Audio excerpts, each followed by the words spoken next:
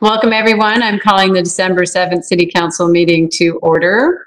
And before we go on to tonight's meeting agenda, there's just a couple of things I'd like to share about our remote meeting format. On March 6th, I issued an emergency proclamation declaring a civil emergency in the city due to the COVID-19 outbreak.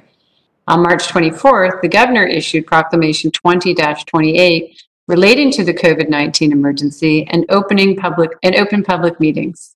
The proclamation has been extended through today, December 7th, and an additional extension is anticipated. Due to these proclamations, tonight's meeting will be held entirely remotely. The meeting will be recorded, streamed live, and available for later viewing on the city's YouTube channel. A call-in number was provided on the meeting agenda for members of the public who wish to call in by phone to listen live to the meeting or make comments. And for those members of the public on the call, welcome. At this point, we'll take a moment to take roll call of the council members in attendance. So please say here when I call your name. Councilmember DeMichelle. Here. Thank you. Councilmember Goodman. Here. Thank you. Councilmember Hall. Here. Thank you. Council President Hunt. I think I heard you. Councilmember Martz. Here. Deputy Council President Ray. Here. And Councilmember Walsh. Here. Oops. Thank you. That makes all 7 council members here this evening. The next item on the agenda is the Pledge of Allegiance, and I would invite you to join me, but please mute your microphones. Thank you. I pledge allegiance to the flag of the United States of America and to the republic for which it stands, one nation, under God, indivisible, with liberty and justice for all. The next item on our agenda is audience comments. And for those of you who submitted the online form to make comments, your name will be called shortly. For those of you who have joined us tonight and would like to make comments but did not sign up in advance, please press *3 on your phone, and we will call the last 2 digits of your phone number when it's your turn to make comments. Clerk, has anyone signed up to speak this evening or indicated a desire to speak? Yes. Thank you. I would like to remind all those who are addressing council this evening to please direct your comments to the whole council and not to individuals. And while this is not a question and answer session, we will contact you to follow up if needed. When you have been recognized, unmute your microphone, state your name, address, and relationship to the city. Speak clearly and pause frequently. Please limit your comments to 5 minutes and remute your microphone when done. If you did not respond after your name or phone number is called, or if your connection is lost unexpectedly, this meeting will need to proceed, and you are encouraged to rejoin the meeting if able. Personal attacks, obscene language, derogatory remarks, and disruptive behavior will not be permitted. There's also a public hearing tonight on AB 7993, which is the temporary regulatory relief for businesses, use of sidewalk, private property and signage, and these are the interim zoning regulations. If you would like to make comments on this topic, you will have an opportunity later in the meeting. Citizens' comments, written and verbal, are an important aspect of the public process, and the city takes comments seriously, and we thank you for taking the time to address us. So, City Clerk, can you please identify the first person who has signed up to speak?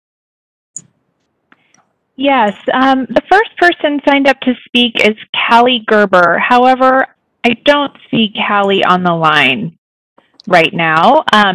I'll ask if she is on the line if she could press *3 to raise her hand and let me know she's here. The next person on the sign-up list is Amy Turi. I also don't see Amy on the list of participants, but Amy, if you are one of our callers, if you could please press *3 to raise your hand. And I'll ask if any of the other phone-in callers who didn't sign up to speak have interest in speaking tonight, if they can press *3 to raise their hand. Going to give this just a moment.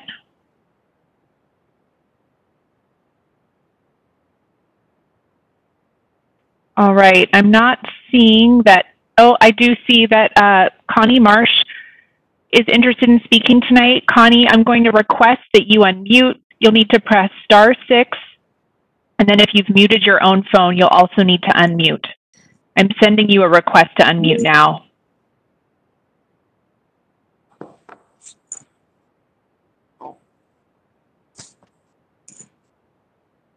Hi, Connie, can you hear us? Yes, you can hear me, I assume. Yes, I can. So, this is Connie Marsh. I live up on Squawk Mountain, and I was not going to speak, but then no one is going to speak, so I think this is a problem. Yes, we're in COVID, but it is especially difficult to speak and to understand when you can actually interface with a council meeting. And so I've asked several times over and over if the people who are in the audience could be a part of the video to make it more seamless. And I keep getting told just no. And I still fail to understand how big corporations and everyone can have meetings, large meetings, successfully and safely, and the city of Issaquah cannot. So I am going to reiterate this again, because we are in COVID does not mean it needs to be that much harder for the community to be engaged. So then, while you've gotten me grumpy, I am going to say that the zoning for being able to use and sell the parcel from the trailer park is something that is inappropriate, and we need to use that land, as land is scarce, for future needs that we might have for our public works, which was our original goal for that piece of land. Now, COVID will not last forever. We will not always be able to be remotely. Human nature is probably not going to let that happen for forever. So I think we're going to need that land. And I was interested to see that if a positive decision was not made on that tonight, then the threat is that within 2 weeks, this project will fall flat because people will go away. And that feels like a threat. And I think that is inappropriate. I know that a council member had asked for more information on what was going to happen for the plan in moving the people out of the trailer park, and then I did not see any new information for that. So yet again, I think this is inappropriate, and I don't care if we have to delay a TOD and do it when people look like they're actually going to be using transit in the next 2 years. Thank you. Thank you, Connie. Tisha, have any of the other speakers that signed up joined the meeting? No, I haven't seen that anyone additional has joined up tonight, and I don't see any additional raised hands. Great. I'm going to get Council President Hunt to test her microphone right now, since it was a little quiet earlier. Council President Hunt? We cannot hear you. Give it a few seconds, and the reason I'm asking her to test it is because she was going to summarize emails that the council received on tonight's agenda items. So we will give her a little time to troubleshoot, and if she needs to come back after, we'll insert it in the meeting when we can before we get to the agenda items.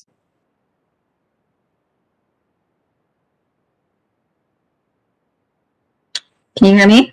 Yes, we can. Okay. Nice. So I also thank you, Connie, for your comments this evening, talking about the request to show all attendees at meetings, even during COVID, and the future city needs for land for municipal services, and that we need to meet that goal.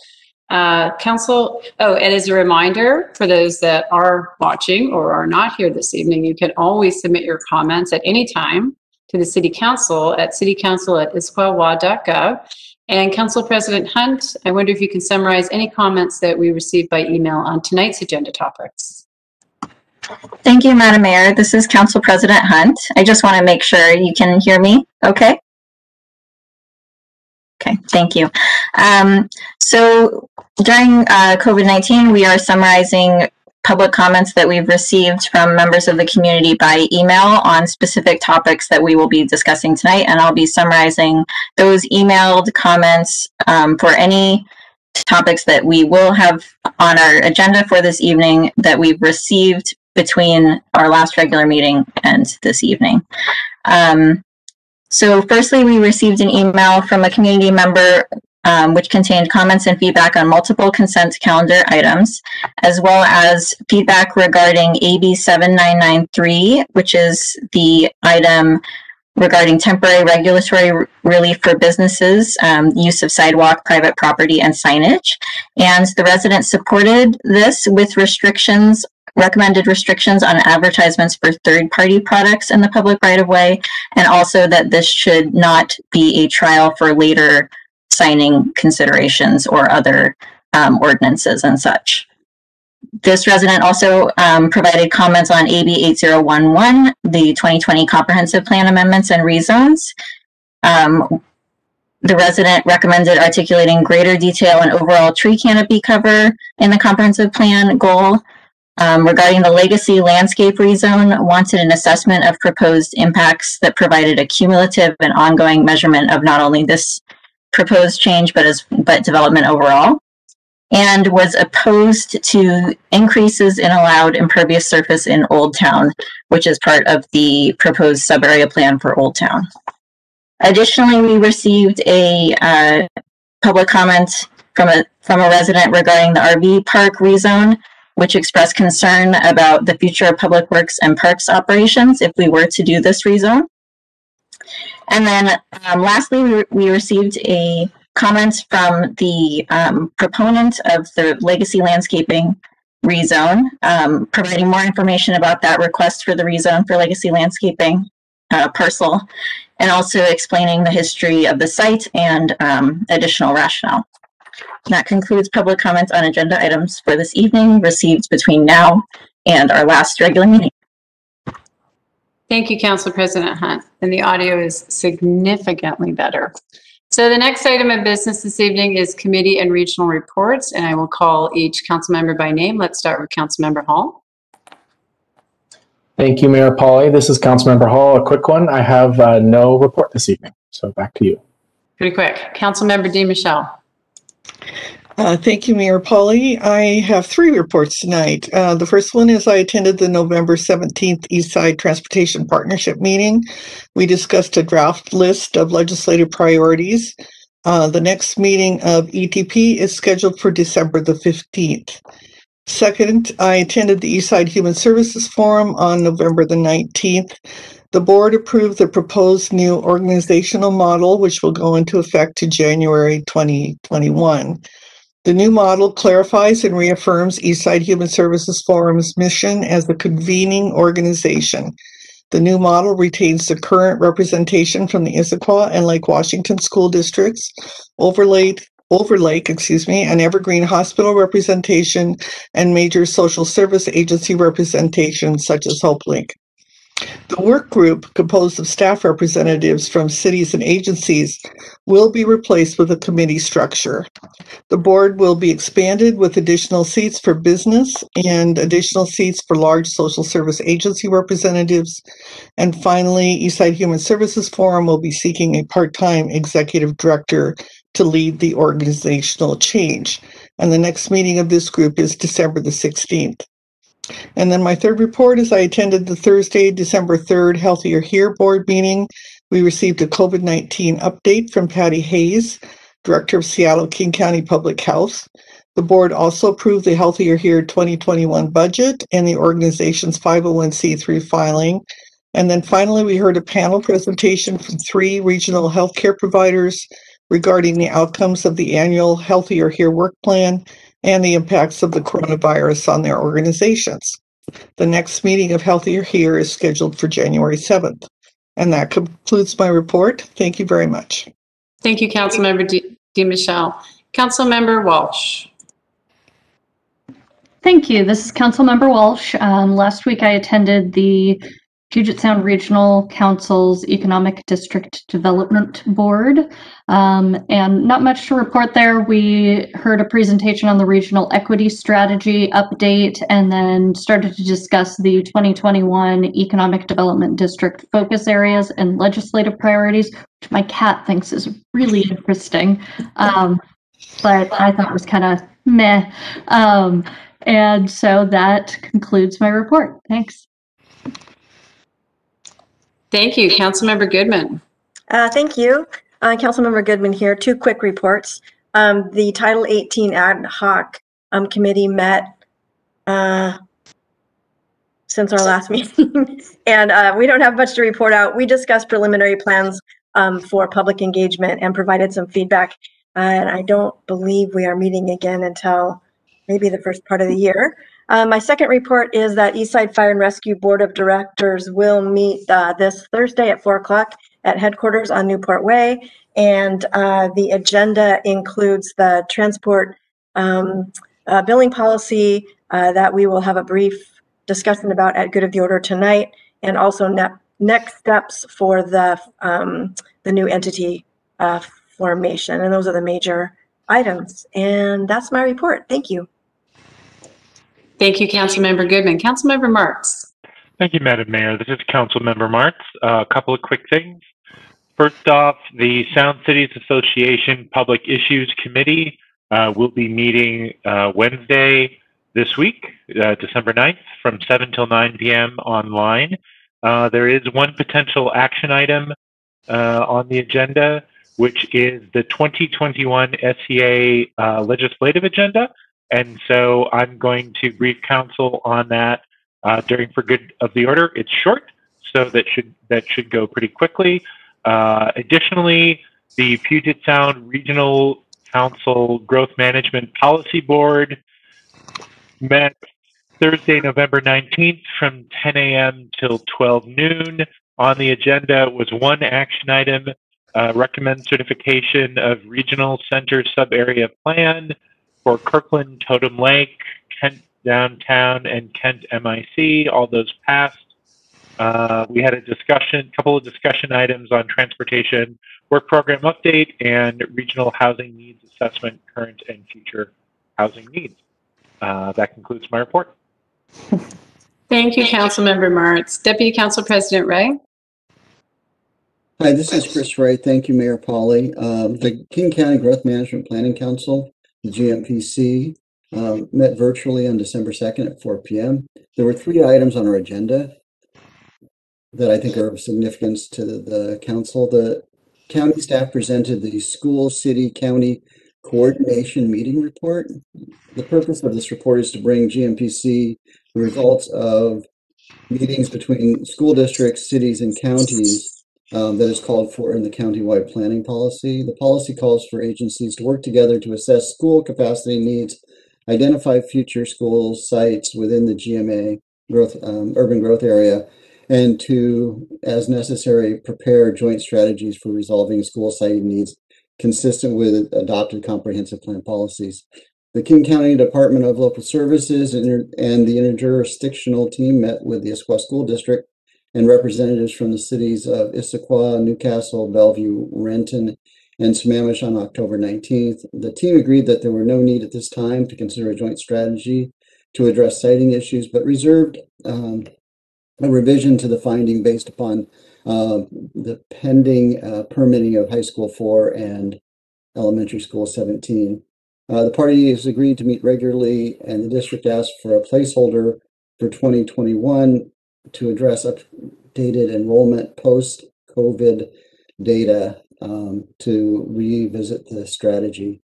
The next report to GMPC will be in 2022 to identify changes that have occurred and needs for school districts and local jurisdictions to raise school siting issues to develop collaborative planning and joint strategies.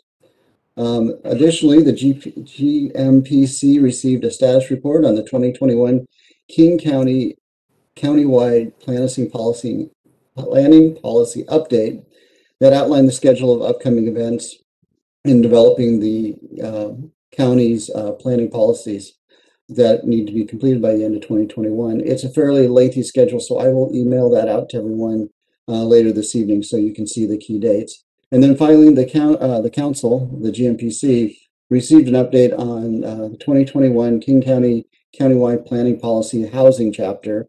GMPC was briefed on major changes to the housing chapter. In December, this housing chapter will be revised to reflect stakeholder input. In January and February, the revised draft will be circulated to the Affordable Housing Committee, and so we will get an update from Councilmember Hall at that time.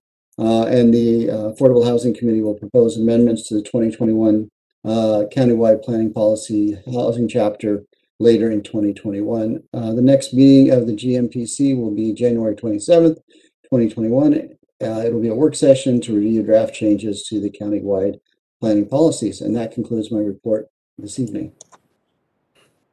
Thank you, Deputy Council President. Council President Hunt.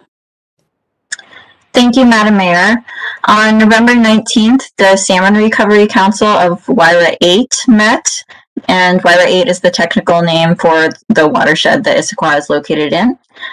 We adopted a cooperative watershed management grant funding guidance update, as well as a communications and outreach framework. And additionally, I will have a King Conservation District advisory meeting tomorrow morning, and that concludes my report. Thank you, Council President Hunt. Next up is the mayor's report. And I have, unfortunately, quite a few items tonight. There was an executive session held earlier this evening to discuss collective bargaining per RCW 42.30.140 paren 4 paren A. Action is anticipated in open session this evening. So the first item I want to talk about, newsy item, is the Issaquah trolley. We have received several emails regarding the Issaquah trolley, and I wanted to provide a community update. The trolley is funded through the Issaquah History Museums, a local nonprofit. And back in October, the Issaquah History Museums notified the city that their board had made the decision to not continue to operate the trolley. Around the same time, there was an application submitted to the Lodging Tax Advisory Committee, LTAC, for grant funding to pay the additional premiums for insurance for 2021 trolley operations. LTAC has one representative from the City Council, but the board mostly contains members from the hotel and tourism sectors. They collect a percentage of the lodging tax and distribute funds through grants to organizations that promote tourism in Issaquah. The grant to support Issaquah Valley trolley operations and to cover the increase in insurance costs was approved by Issaquah City Council on October 19th and is still in place and can be awarded to any nonprofit organization that may partner with the trolley committee. Also in October, a few council members and the mayor met with the trolley committee. The trolley committee is now exploring options for how to continue trolley operations. Due to COVID restrictions, we are able to work with them on looking at what their options might be going forward, since there is ample time to sort things out. There are likely several nonprofit options available, and the LTAC grant money is still available. A few words about the plastic bag ban, an issue that few on council will remember was something that the city of Issaquah pioneered in the region. So I'm just going to add a few comments tonight. We are repealing the city's bag ban ordinance. And as many of you know, Issaquah was a leader in the region when we first passed this ordinance in 2012. Our residents were supportive, and we partnered with our businesses to make the law successful. In fact, the city staff visited every single retailer in the city before the ordinance went into effect. We also distributed many reusable bags in the city, several of which I still love seeing out and about today. Since we were ahead of the curve, many cities reached out for the guidance when they were developing their own ordinances. And 8 years after the city's ordinance was adopted, the state has adopted a statewide bag ban. The state law preempts our ban, so the repeal of the city's original ordinance is now on the consent calendar this evening. The state law is very similar with the biggest change being an increase in the charge for paper bags from 5 cents, which the city required, to 8 cents. This new law will go into effect on January 1st, 2021. I am so proud to work in a city where public leaders will tackle unpopular but necessary topics and to take a stand to protect our environment and community's health. A special thanks goes out to our 2012 City Council members: Mark Mullett, Fred Butler, Eileen Barber, Joshua Scher, Paul Winterstein, Stacy Goodman, Tola Martz, and our mayor at the time, Mayor Ava Freisinger. Another big newsy item is that the Environmental Board has been selected. So I'm pleased to announce that the city has selected a very talented team of individuals to serve on the city's new Environmental Board. As you may know, the creation of this board has been a passion of mine since becoming mayor 3 years ago.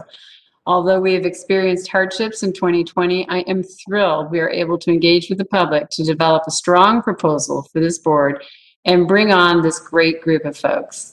Their experience spans topics from ecological restoration and fish biology to stormwater management, protection of natural resources, and climate change. Also important to note is that we have youth members filling 2 of our regular member positions and 1 alternate position. The passion I heard in these interviews from especially our youth candidates was inspiring and heartwarming. We are thrilled to have this group come together and start their important work to protect, preserve, and enhance the natural environment and to take action on climate change in Issaquah. The board will have its first meeting in January and will be instrumental in providing feedback on the update to our Land Use Code, Title 18, and also the city's climate action plan. I want to publicly thank each and every individual who has served time on the Rivers and Streams Board. We have a couple former Rivers and Streams Board members on the new Environmental Board to ensure a consistency in knowledge from that important time. Along with the Environmental Board, we have several new members to the Transportation Advisory Board and Planning Policy Commission, which are included on the consent calendar for this evening. I look forward to stopping by each of our boards and commissions in early 2021 and hearing about the contributions they make to help Issaquah be such a great place to live, work, and play. There is an upcoming recycling event for appliances, mattresses, propane tanks, and more. And in partnership with the Issaquah School District, Hazardous Waste Management Program in King County, and the King County Solid Waste Division, we're offering a place to bring those hard to recycle items. So please drop off your old household items from 9 a.m. to 3 p.m. on December 12, 2020 at Issaquah High School. Please be safe, wear your masks and gloves, remain in your vehicle if possible, and pack your items so that they can be removed quickly and easily.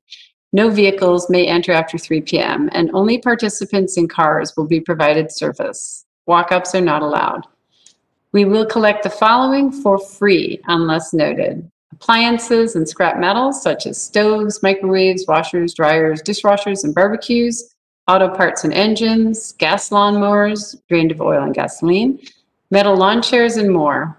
Cardboard, confidential documents shredding, and other items available for drop-off for a charge include mattresses and box springs, scrap wood, air conditioners, porcelain toilets and sinks, propane tanks, refrigerators, and freezers. And for a more detailed list of additional items that are accepted and any related items or fees and restrictions, please go to the calendar item on issaquah.gov.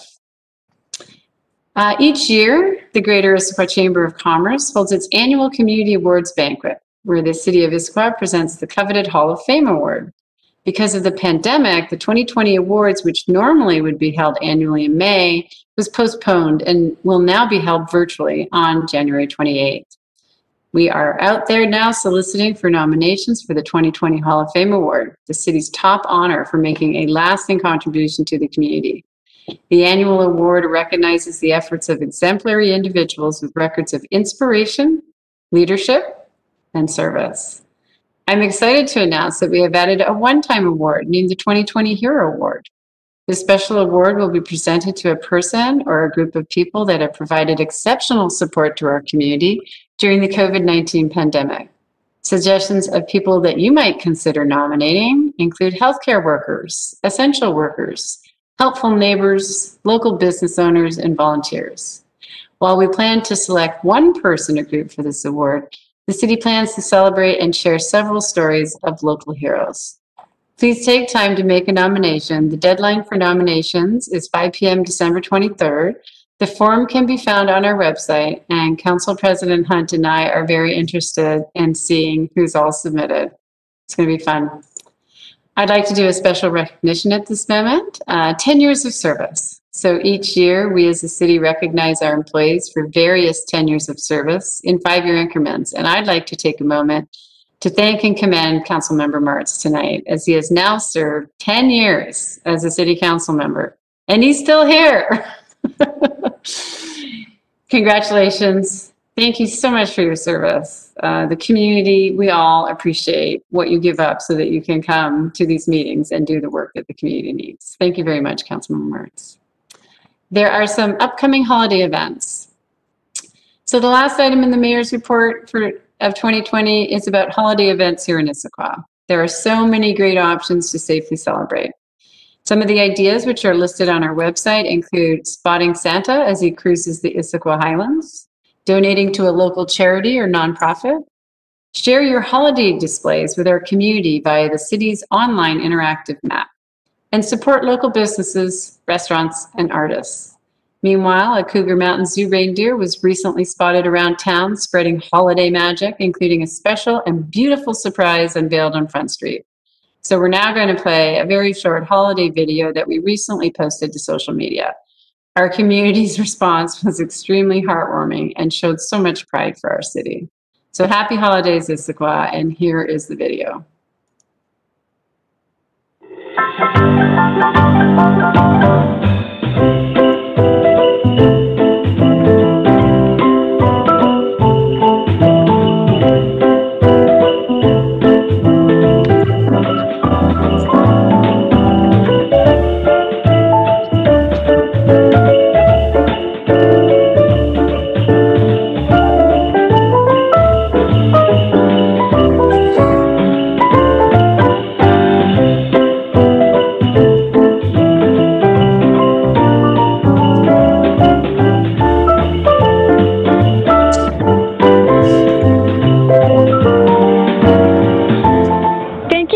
Mountain Reindeer for making the spirit of the season clear. You can all support our community right here by shopping local Issaquah. You'll spread holiday cheer. Happy holidays, everyone. Enjoy the season and stay safe.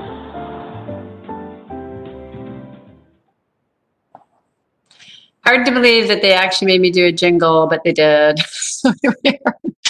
Big shout out to Cougar Mountain Zoo. We are so lucky to have them in town and so lucky that they have found a way during COVID to be able to still provide services to the community.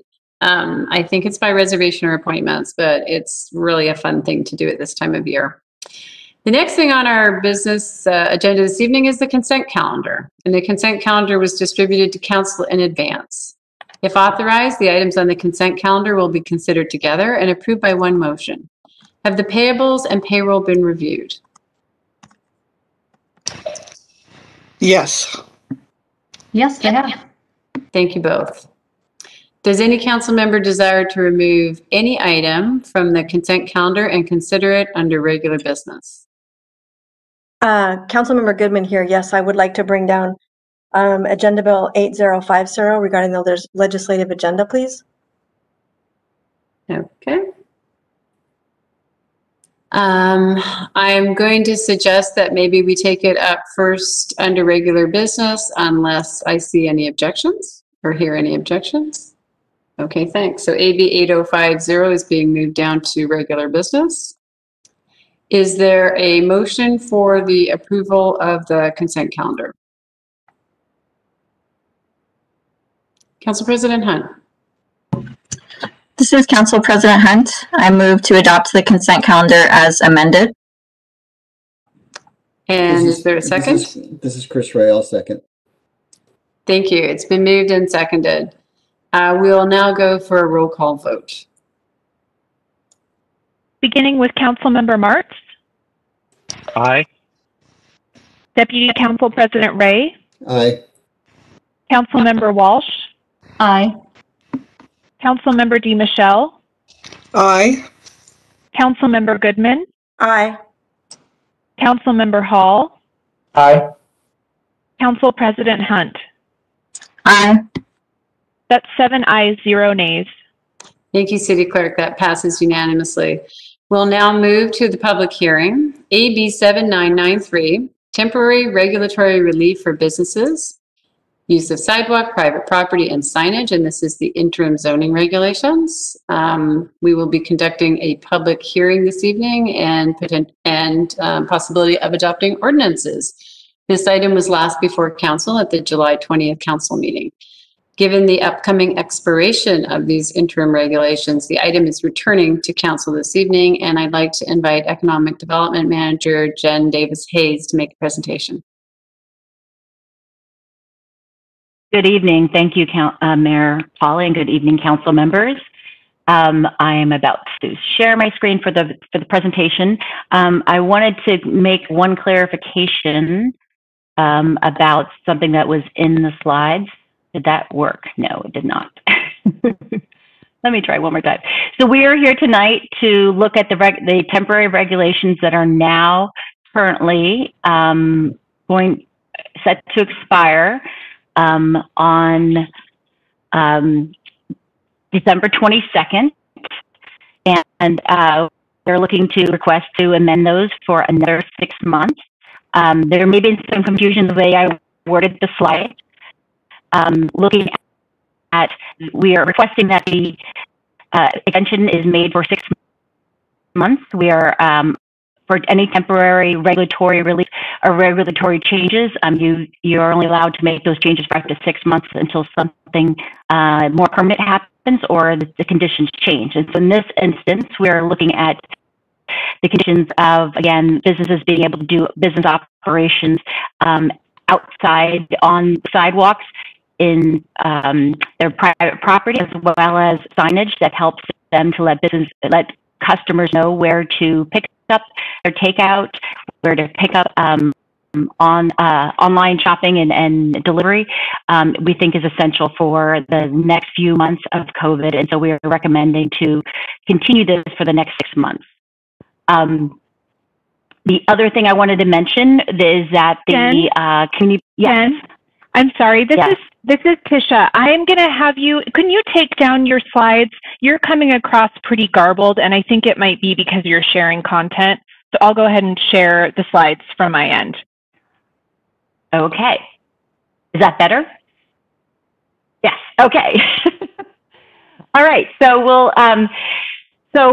There is the Community Planning and Development Department is looking at sign code changes that will be in front of council in 2021, and so we are taking into that account as we that this temporary regulatory relief may be in place if council agrees to extend it. And if any changes are made to the sign code in 2021, we would then present the option and make council aware. Would they want to continue the regulatory relief to the extension through June 22nd? Would they want to remove it because the new sign code regulations address it or don't address it? So I just wanted to make those two statements up front. So again, we're looking at requesting another 6-month temporary regulatory relief for the use of sidewalk, private property, and signage. And you can go to the next slide. The first ordinance is about the use of sidewalk and private property use.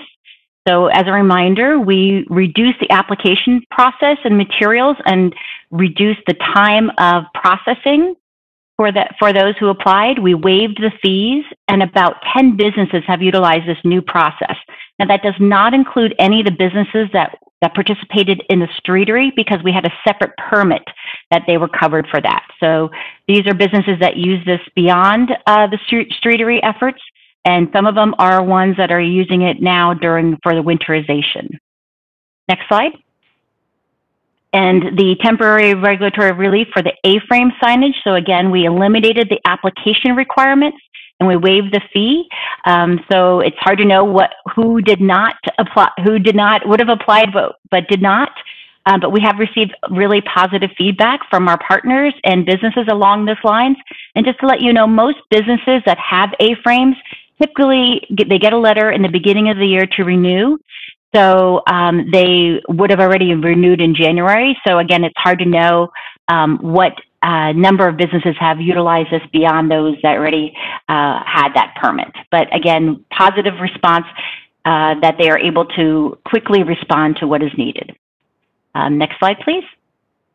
And so our next steps is if we will conduct this public hearing and then ask council to consider adoption, extended it until June 22nd, 2021. And here's the little confusing part. If you choose, you could say that it could be to the end of the mayor's proclamation emergency if that ends before June 22nd, or we can just leave it right now until June 22nd, 21. And that's it. Thank you, Jen. I am going to look to the chat box for questions from council right now.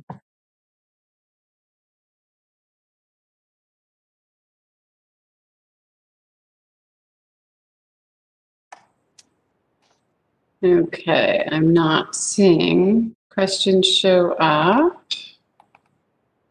So if there is no further question or any questions, the guidelines for citizen comments that were read earlier also apply to the public hearing, and I'm going to open the public hearing at 7:42 p.m. And for anyone that's joined us this evening, if you would like to speak on this topic and did not sign up in advance, just press *3 on your phone, and we will call the last 2 digits of your phone number when it is your turn to make comments. City Clerk, has anyone signed up to speak this evening?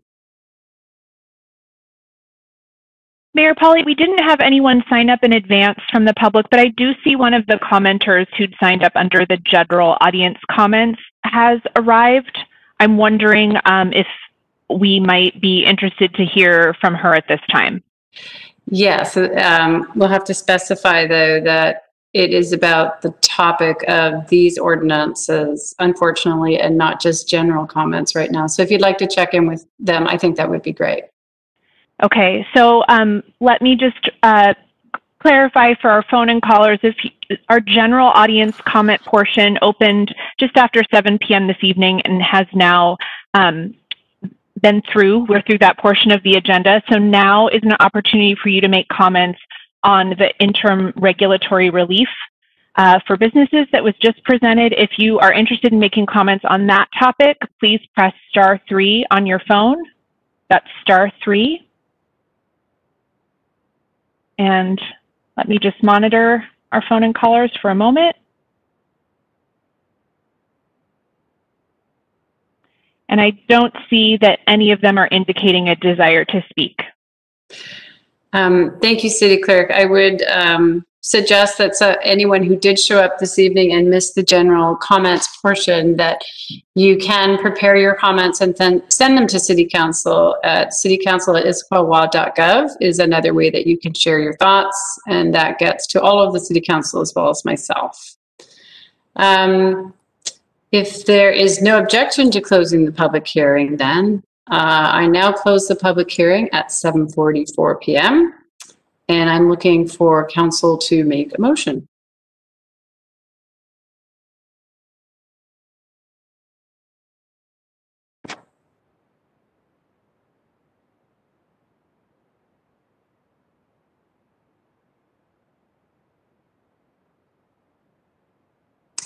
Councilmember Goodman.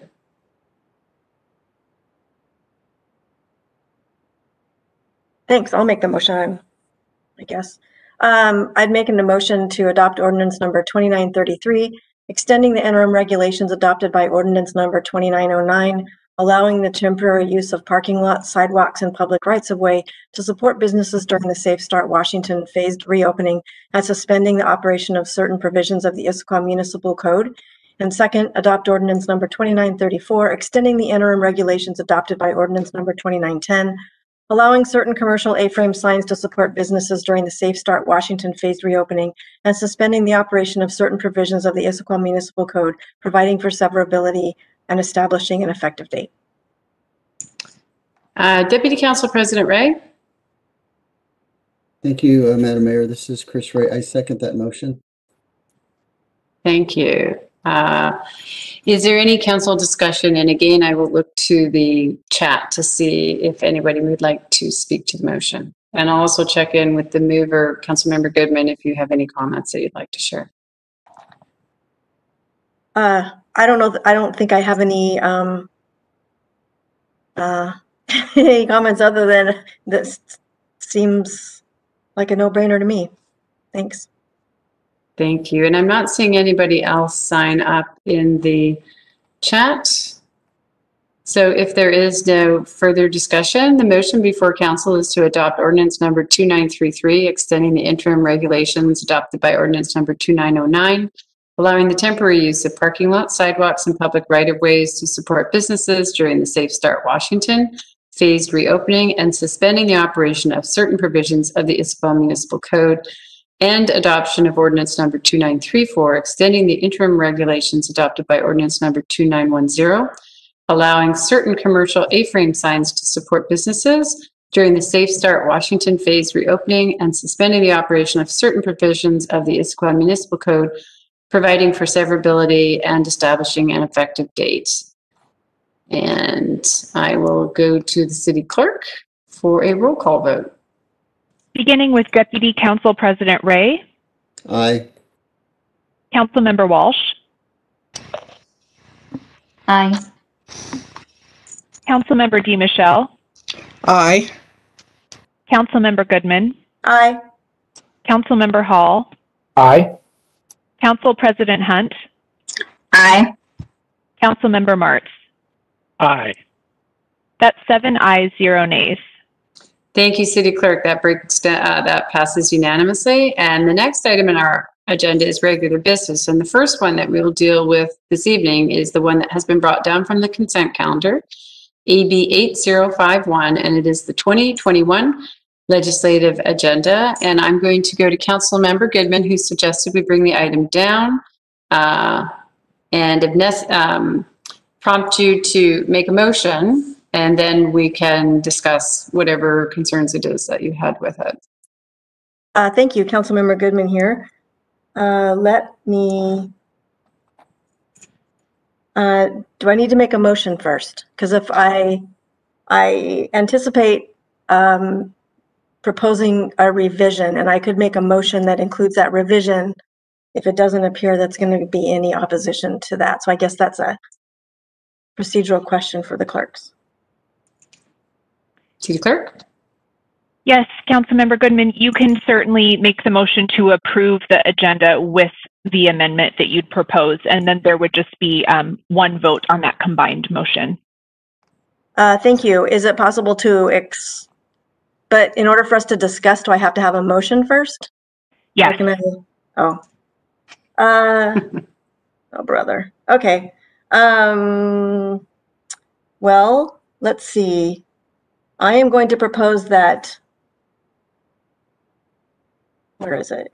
I'm going to propose, let's see, I would make a motion to approve the 2020 legislative agenda with the following revision.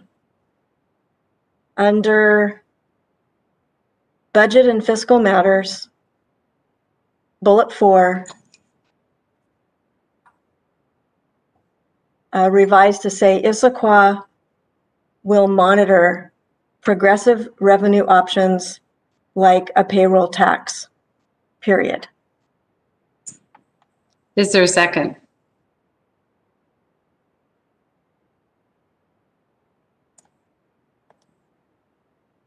Deputy Council President Ray?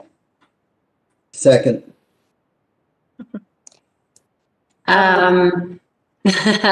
You can see the note from the city clerk.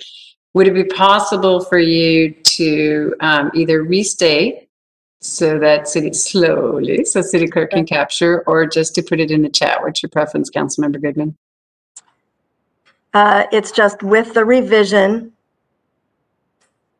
under Budget and Fiscal Matters, Bullet 4, Issaquah will monitor progressive revenue options like a payroll tax, period.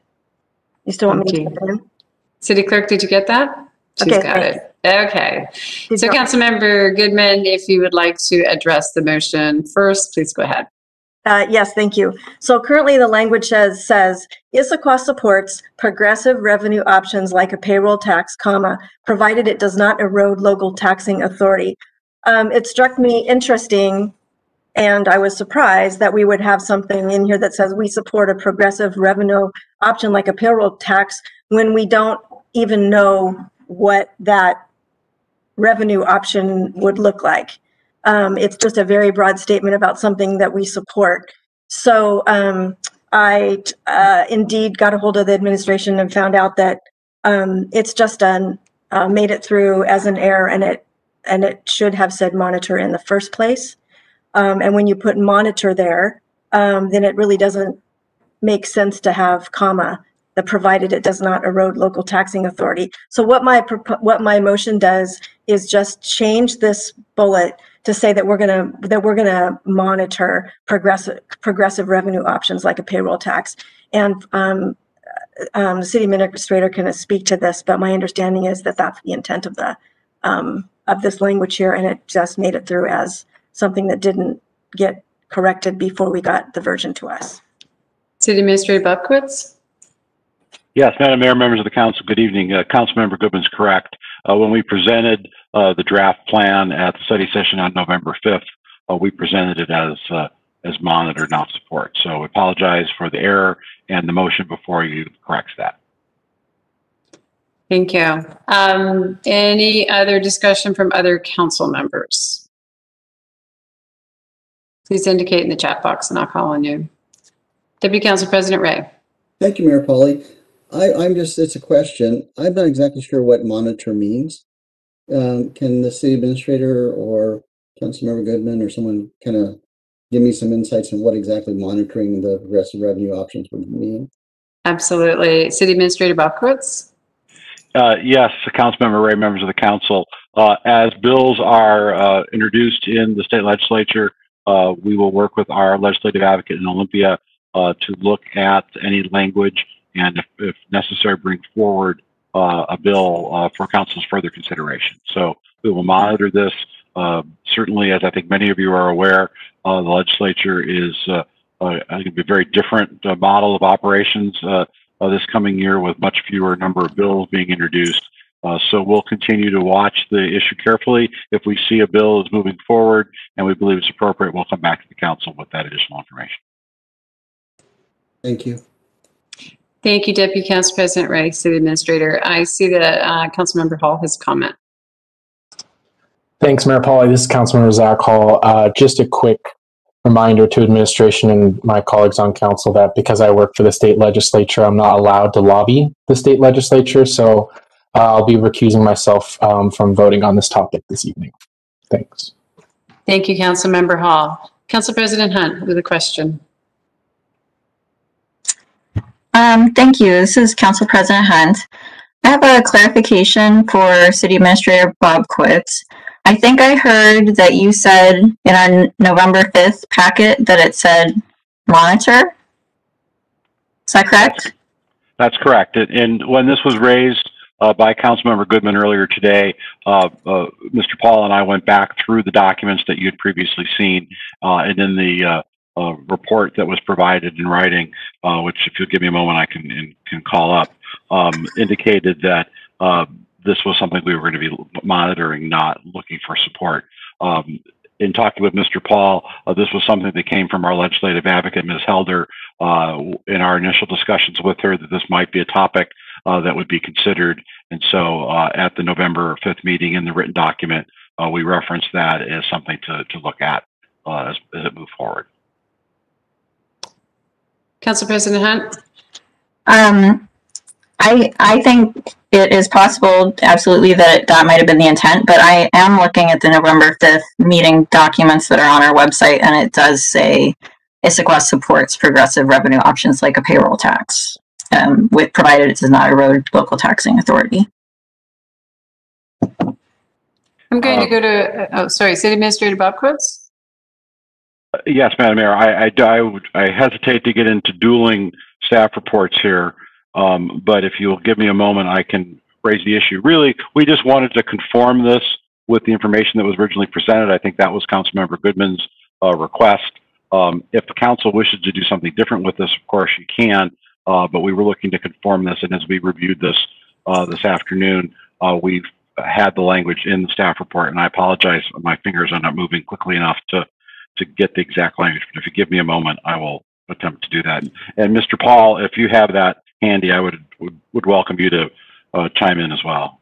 And while you're looking for that, I'm going to go to Councilmember Martz for a comment. Thank you, Madam Mayor. I'm going to oppose this amendment. I do support progressive revenue options. I don't see this as specifically supporting a payroll tax. I think the like is similar to a such as a. So I support progressive revenue options such as payroll taxes or income taxes or other taxes that are not regressive. I've stated that pretty consistently over my 10 years on council, and I'm going to continue that this evening. Thank you. Councilmember Goodman? Thank you, Madam Mayor. So I guess I have a follow-up question. Does that mean, Councilmember Martz, that we would support legislation without seeing specific legislative proposals?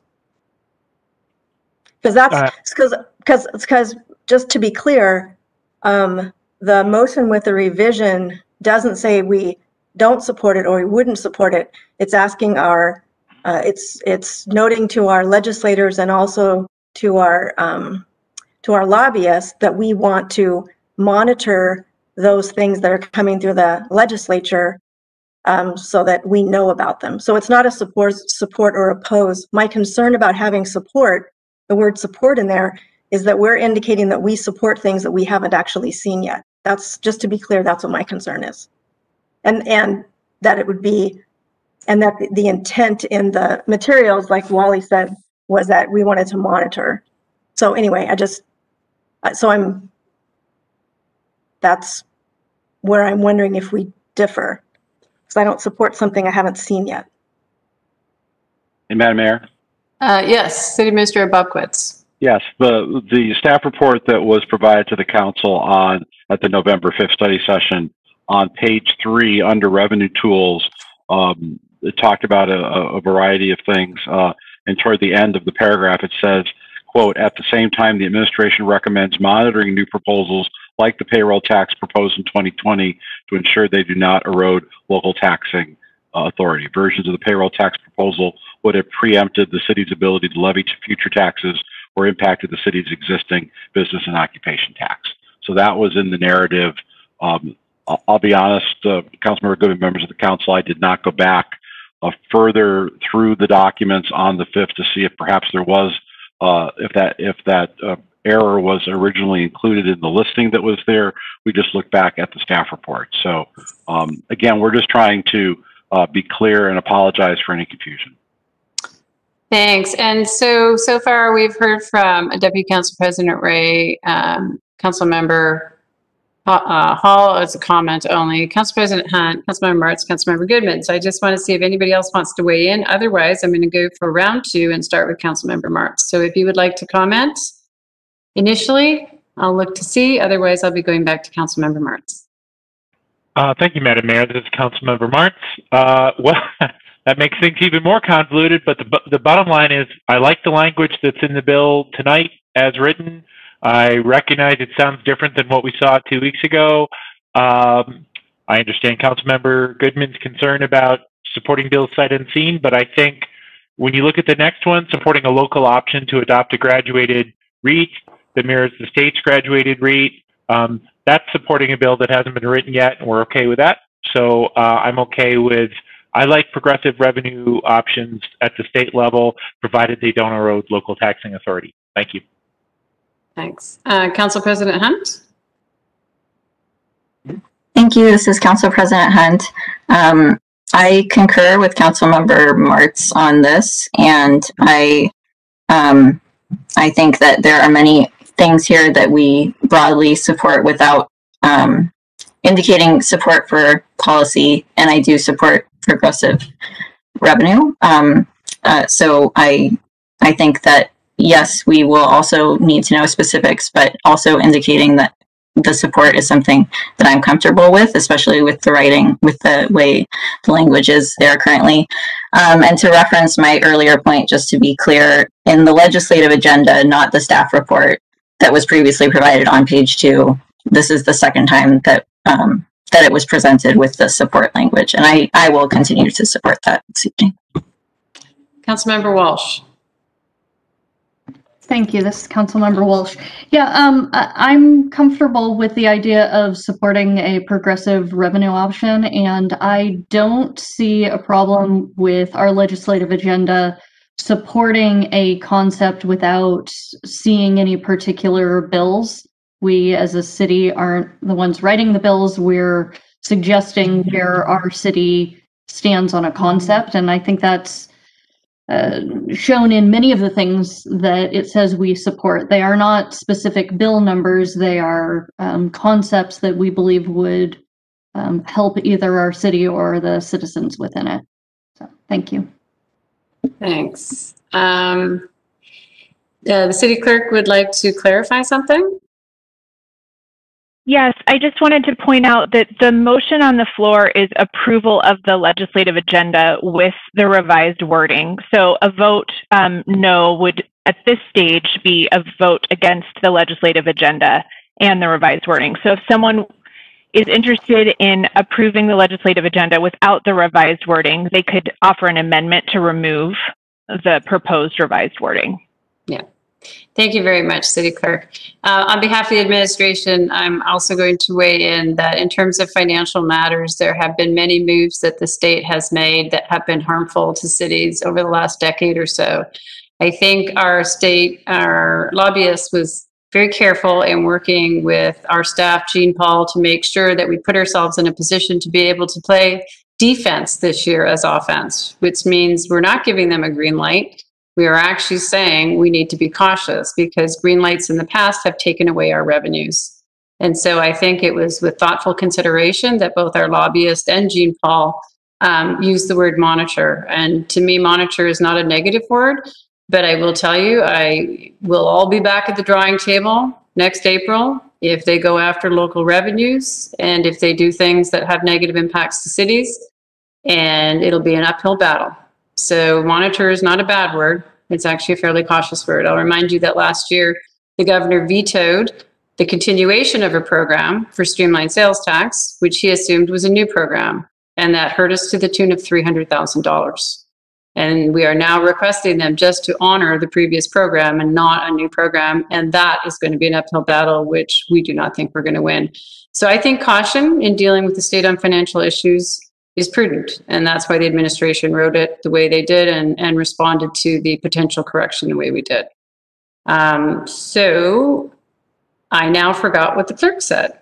The clerk said that we need to continue on with, I believe, the motion that was on the floor, unless the person who made the motion and second want to withdraw it. We will be voting on the motion to, no, shaking her head. I got it wrong. Okay, let's go. City clerk.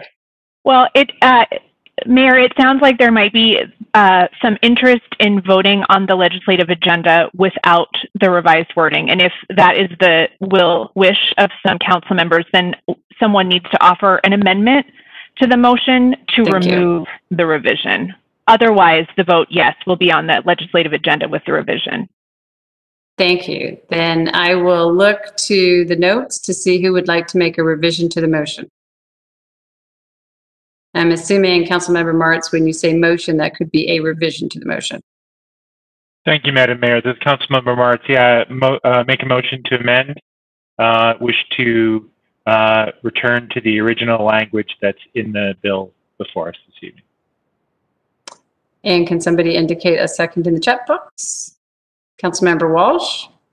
Thank you. This is Councilmember Walsh. I'll second. So it's been moved and seconded to move to the original language, which was approved the 2021 legislative agenda as presented. This vote is not the vote on the actual decision. It is just a vote on changing the language of the motion. And I'll go to the clerk for a roll call vote.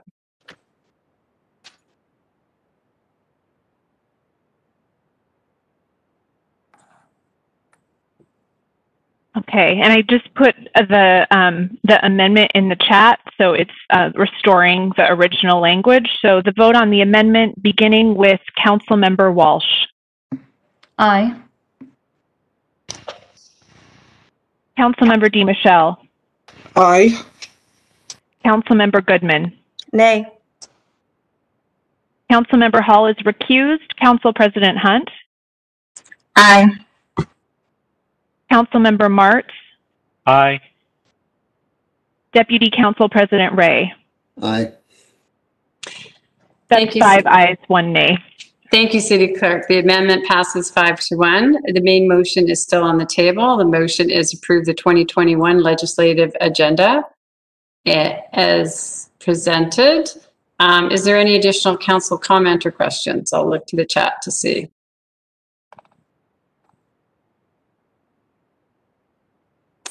Okay, seeing none, I'll call for the vote on the motion to approve the 2021 legislative agenda as presented. And the City Clerk can do a roll call vote. Yes, beginning with Councilmember DiMichele. Aye. Councilmember Goodman. Aye. Councilmember Hall is recused. Council President Hunt. Aye. Councilmember Martz. Aye. Deputy Council President Ray. Aye. Councilmember Walsh. Aye. That's 6 ayes, 0 nays.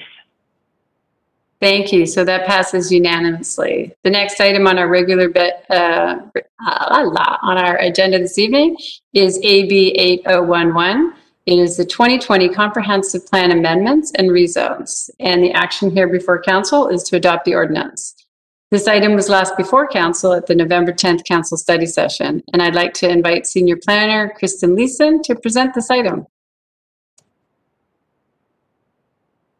Thank you, Madam Mayor, and good evening, council members. Heads up, I am going to attempt using 2 screens tonight, so I'm going to cross my fingers that the right one comes up. Let's see. Sure, you'll let me know if it doesn't.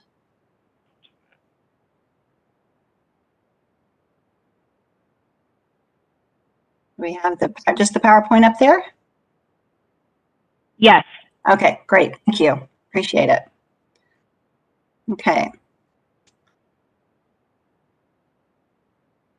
Okay. Okay. And Kristen, now we're seeing your notes slide. That's what I thought might happen. Okay. Let me try this again. I apologize. How's that? For some reason, that didn't work. Okay. Do you want to try one more time? If that's not working, then I'll go ahead and bring it up. Yes. Okay, it looks good. Oh, we're there now? Well, briefly, it was correct. Why don't I go ahead and share my screen? That would be fantastic. Thank you. Okay. So I will stop. Okay.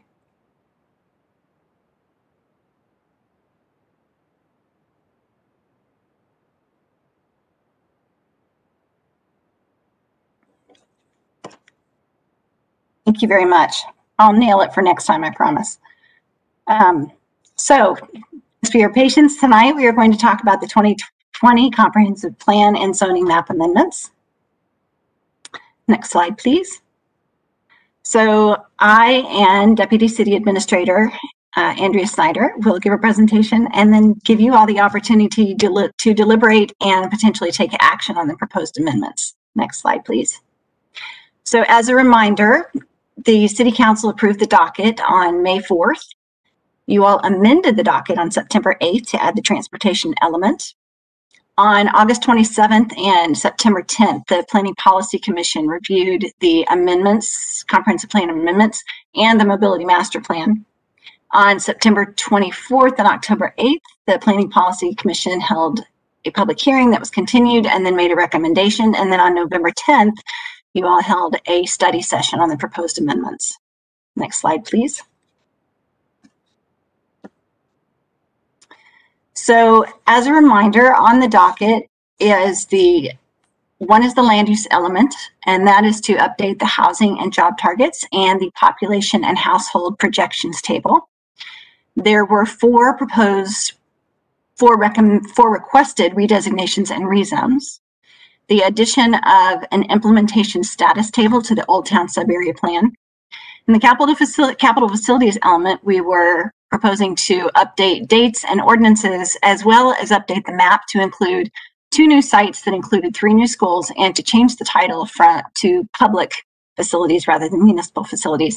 And the transportation element as it exists today would be replaced by the goals and policies that were adopted in the Mobility Master Plan. I should note that one item on the docket, table L4, our remaining land supply and capacity, will be pushed to the 2021 docket because that process is not finished with the county. Next slide, please.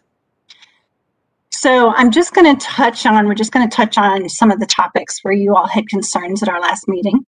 One of those was with legacy and landscaping and the proposed redesignation and rezone. The rezone is proposed to go from single-family suburban to mixed use. 2 of the issues were environment and density, and we've included this on one slide because one affects the other.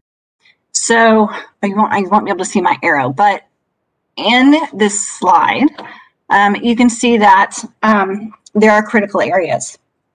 So the lot as it exists, there are about 3,600 square feet on the existing lot. Tibbetts Creek is on the east side of the lot, and it has a required 100-foot buffer that extends about 1/3 of the way into the property. There are also steep slopes, which are highlighted in the orange color. Steep slopes have a 50% buffer, which extends 2/3 into the property. With the critical area study, a property owner may be able to develop with only a 25-foot steep slope buffer, and that is what the darker orange dotted line is for. So if you were to take the critical area buffers and use the 25% buffer for the steep slopes, then on the property is left about 9,000 square feet of developable land. That is equivalent to several of the properties that are located on Front Street, on First Place Northwest. There's one on Rainier. It's a religious bookstore that's just 9,000 square feet. There's a restaurant in the MUR district. So just to kind of give you some perspective on how big that is. So anything that redevelops on this property as a whole must comply with today's critical areas regulations as they stand, which are these buffers. The base height on this site is, if it were to be rezoned to mixed use, is 48 feet. It could go up to 65 feet with conditions. 2 of those conditions are that the building cannot obstruct the views, and another condition is that the pervious surface must increase by 10%. So it would go from, I'm bad at math, but it would go from 10% to I think 20% pervious surface there. And then with the required parking that would be necessary for a 65-foot building, a 65-foot building is not likely doable on this site. So I thought those 2 blended together, and I thought I'd bring those up together. Next slide, please. I was also asked, and I apologize, my slide is updated a little bit. We had to move to this one, but to talk about the adjacent zoning. And the site is on the corner. To the west and south is single-family suburban. Directly to the north, and that is considered adjacent, across the street is considered adjacent, so is Catty Corner. So directly to the north is urban core. Directly north of that is is Rowley Development Agreement. To the northeast is Community Facilities, which is the transit center, and directly to the east is the Tibbetts Valley Park, which is Community Facilities Recreation. Next slide, please. As for community benefit, which was another topic that came up, without an exact site plan, without an exact redevelopment proposal, it is a little bit hard to identify a community benefit. However, if the site were to remain single family and no redevelopment occurred, then there wouldn't be any frontage improvements here. If it were allowed to redevelop under mixed use where there are more commercial options, then frontage improvements would be required and there would be improved safety at that intersection. So that is my piece. I'm going to hand it over to Deputy City Administrator Andrea Snyder right now. Thank you, Kristen. This is Deputy City Administrator Andrea Snyder. Good evening, Madam Mayor, members of council. I would like to address the questions raised by City Council at the last council meeting on this subject. Before I do that, just as a reminder for those who may be watching from home or just joining us on this topic, the RV park property is owned by the City of Issaquah, and the City of Issaquah is requesting a rezone to enable the city to essentially swap properties with CenturyLink. CenturyLink currently is located on the valley floor next to the transit center. And the city would then be able to work with our development partners in developing housing and a mixed-use project there. And there are 300 units of housing, about 50% of which would be affordable housing. So that is why this request is before council to, as it is related to the TOD, or the Transit-Oriented Development Project, and the affordable housing that the city is trying to develop. So with that said, there are some questions that City Council asked last time, mostly around the topic of concerns about who might be displaced from the RV park. And so I'd like to address some of those. We see on this map here that this is a map of the existing footprint for the RV park today.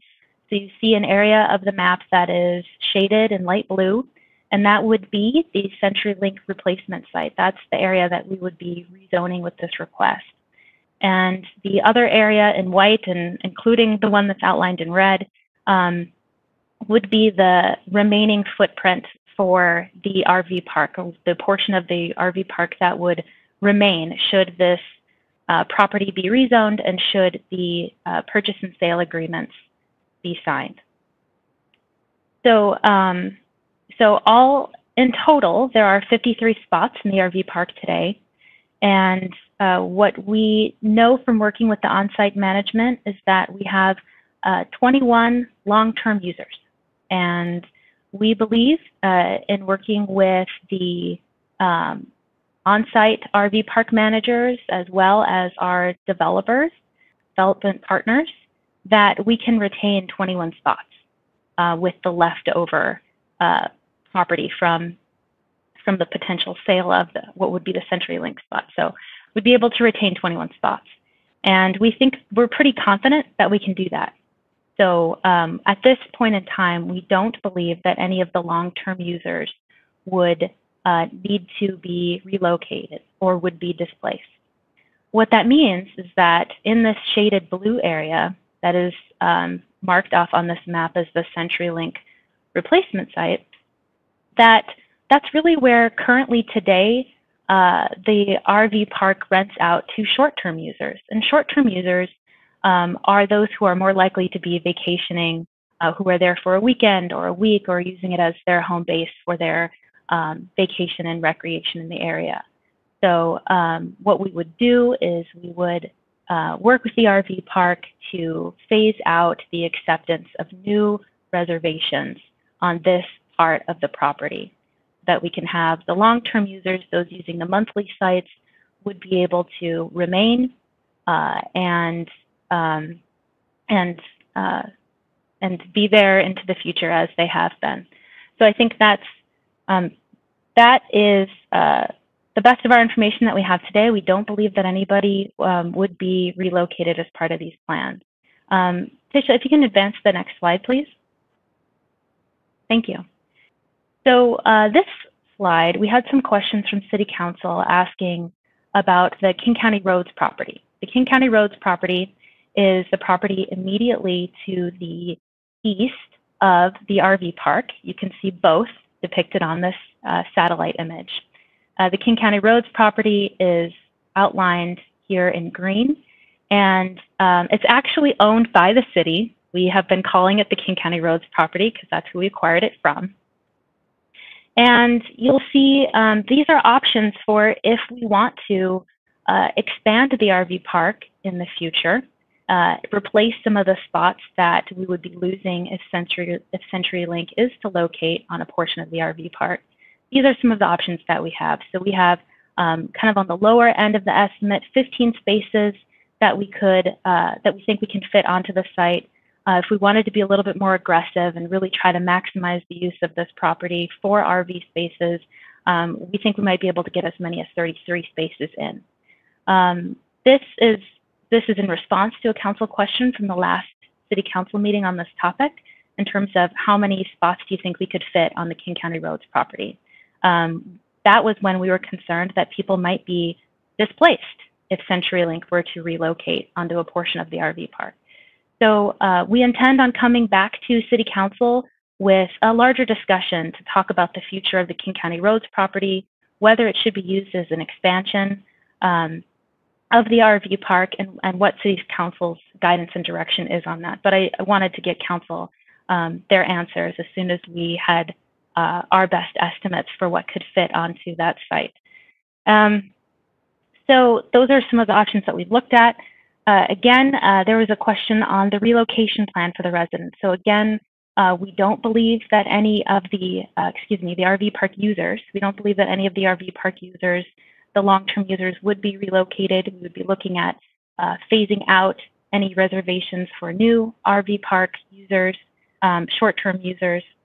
And also, once we have a little bit more certainty, if the purchase and sale agreements are signed, then we would be reaching out to the RV park users and making sure that they're aware of any relocation resources. We don't think that they will need them necessarily, but it does seem like an opportunity to connect and see if people want to know what their options are for housing or other places where they can put their, park their recreational vehicles. So, so I think that is, I think that responds to all of the council questions that we've had to date. And at this time, I'll open it up for questions or turn it back over to Kristen. Thank you, Andrea. Kristen, do you have anything else to add, or should we move to council questions? We can move to council questions. Thank you. Okay, so I am looking in the chat and I see the first question is coming from Councilmember Hall. Thank you, Mayor Pauly. This is Councilmember Hall, and thank you very much for that presentation, speaking to one of the concerns that was brought up. Just along those lines, since it was brought up during public comment, could you also speak to public works facilities space concerns that we've heard a little bit about? Yes, thank you, Councilmember Hall. This is Andrea Snyder again. We did originally purchase, the city originally purchased the RV park property with the intent of expanding the public works and maintenance facilities onto that property. That was something that I think occurred in the 90s. We did not have the King County Roads property at that time. And so, excuse me, what options for relocating, or rather expanding the public works maintenance and maintenance facilities needs could be on the portion of the RV park that is to be retained, as was always originally thought when the city purchased that property, as well as the King County Roads property. So we had originally acquired the King County Roads property as a relocation site for CenturyLink. They were concerned about the steep driveway leading up into the property, the King County Roads property. I don't think that that would be a concern for our public works facilities, considering we have all the snow plows in the area. So I think we could ensure that that road would be clear for our purposes. But certainly we could use the property to expand for our public works facilities or parks maintenance facilities needs.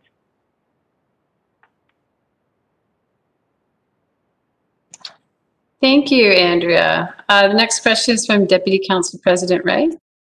Thank you, Mayor Pauly. This is Chris Ray. I have a couple of questions related to the legacy landscaping rezone. The first one is, my recollection is when we met on, was it 10th of November, one of the criteria was public benefit, and yet when I looked at the IMC today, I couldn't find any reference to public benefit. Am I missing something, or is there a requirement that we have a public benefit to do a rezone? The requirement specifically is, this is Kristen Leeson, Senior Planner, and the requirement specifically is that health, safety, and welfare, the rezone bears a substantial relation to the public health, safety, welfare, or other community benefit. Okay. Okay, great. Thank you. Second, I have 3 questions. So second one is, one of the other requirements is no detrimental effect to adjacent properties. How did we determine that there wouldn't be any detrimental effect?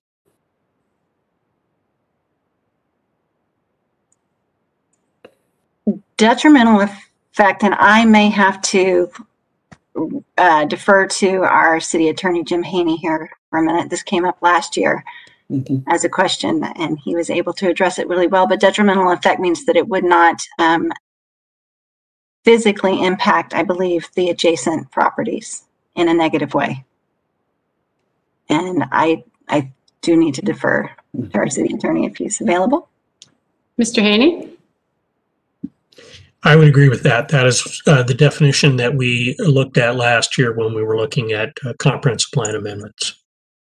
So it wouldn't like erode my my foundation, or wouldn't make trees fall down on my house, or something like that. It is not a quality of life kind of detrimental effect. Well, light, those sorts of things. It could certainly be a quality of life if you place that in the context of something detrimental to property. For example, if the project was creating a substantial amount of noise and therefore there was a decline in the quality of life, you could consider that to be materially detrimental. Okay, great. Thanks. Thank you, Jim. And then final question, because I don't understand this one. The 7th criteria is consistent with the comprehensive plan. The rezone request is consistent with the comprehensive plan or is in the concurrent process of a comprehensive plan redesignation application. What does that mean? So this is Kristen Leeson, Senior Planner. In our comprehensive plan, we have our land use designations, and those are umbrellas that allow for certain zones within that umbrella land use designation. It's broad. And then the zoning needs to fit into one of those. So in this case, single family or low density residential allows for single family suburban, single family estates, single family small lot, and the other single family zones.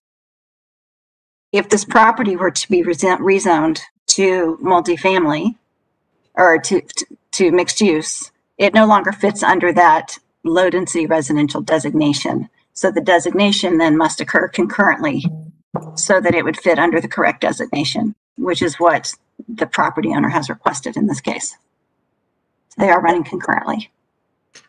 I would agree with that. The language in the code seems to contemplate that you could have a piece of property which has one zoning and is consistent with the comp plan, and within that umbrella can move to another zoning and still be consistent with the comp plan as it exists. Or the code contemplates that as long as the comprehensive plan amendment is proposed at the same time as the rezone, that could be consistent as well. So is this both a land use designation change and a rezone at the same time in this one comprehensive plan amendment? Are those both in here? That was the request, yes. Okay. I think that's all the questions I have. Thank you. I am not seeing any other questions, but Councilmember DiMichele would like a clarification. If I could ask Attorney Haney, and I'm thinking about how to frame this. When we're talking about detrimental impact, in this case, we would be talking about the detrimental impact of the rezoning itself. And if there was a future detrimental impact, it would be addressed through a site plan. Is that correct? Or it seems to me that what we're dealing with here is just the rezoning issue. and not any future detrimental impact. Well, you're correct. What you're looking at this point is, are there any detrimental impacts from the comprehensive plan change and the rezone itself? And where you might find such an impact is if you consider that any change in the zoning would open up a new array of uses, which would have detrimental impact on the neighborhood. That would be the way you look at it at this stage. If you're looking at how the individual development may affect the surrounding property or may affect the environment, that's really something that you do at the development stage when there is a site plan approval. Thank you, City Attorney. I am not seeing any more questions or clarifications. Council President Hunt has a question. Thank you. This is Council President Hunt, and this is a question regarding the RV park rezone. And the question is based on correspondence I've received from a resident of the RV park regarding whether they should plan on having to move. And so I interpret this slide in which we say 21 long-term users and 21 sites retained in their existing location as being that no, they do not need to plan on moving anytime in the future as a result of this rezoning. And I wanted to confirm that interpretation specifically because I think it's a very reasonable question by these residents. Council President Hunt, you say in the future, so I believe that the city has intentions to use this property in the future for other than an RV park. So Deputy Administrator. As a result, well, that's, sorry, go ahead.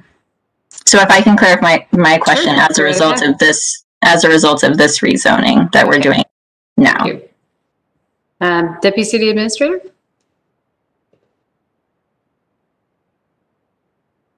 Who is on mute? Who's buying the next pizza? There's my dollar. I apologize. If I wasn't on mute, I was apologizing about something else. I'm afraid my internet cut out for your question, Council President Hunt. I've switched to a different network. And so can you please repeat your question? I'd be more than happy to answer it. Thank you. This is Council President Hunt. This is actually the question that I emailed you also. And so you responded, and I wanted to ask it so that any members of the public could also hear the answer. And so the question is regarding the concern that I've heard from residents currently in the RV park about whether they need to plan on moving as a result of the rezone that we're considering this evening. My interpretation is not, and I wanted to confirm. Thank you, Council President Hunt. This is Andrea Snyder again. That's correct. We do not think that anyone would need to consider relocating at this time. We understand from working with the on-site manager, Mr. Prillwitz, that there are 21 long-term users, and we believe that we can fit 21 spots, that we will retain 21 spots in the area that's currently used for long-term users. And so our best guess at this time, best estimate, all of our best information and knowledge is that we believe no one will need to relocate from the park for long-term users. Short-term users who are currently on the site that is the potential or proposed site for CenturyLink, we understand they are short-term, using more on a weekly or day-by-day basis, and that we would phase out of reservations for the short-term users. So we don't believe that anyone would need to relocate. Thank you. Thank you, Deputy City Administrator. Are there any other questions, clarifications before we move to the motion? I will wait a second.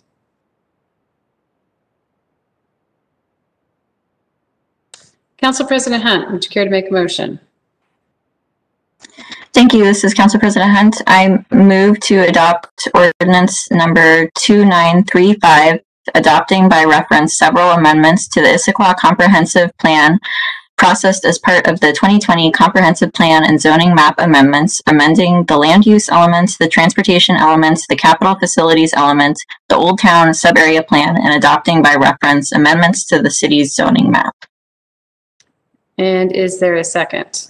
I'm looking in the chat box.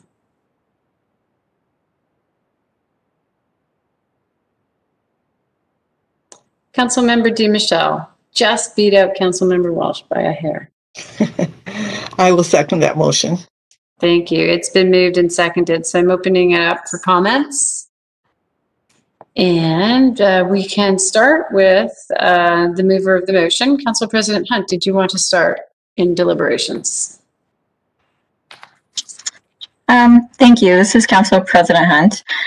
I am interested to hear my fellow council members' thoughts on this evening.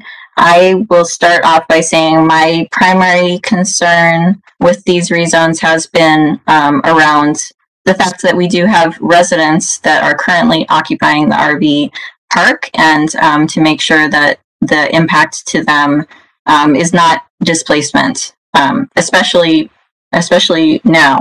And so I think that the commitment has been made that we are able to retain these long-term sites for the long-term users of the RV park, and I think that's very important to me in being able to support this evening. And as I mentioned in the study session when we discussed this rezone, one thing I would like to consider when we discuss further the King County roads site that is owned by the city that is adjacent, I would like to consider in our housing strategy if we should consider RV park as a part of our housing strategy. It is a part of other cities' housing strategies, and specifically affordable housing strategy, as it is a form of affordable housing that some people choose, or a form of housing that some people choose.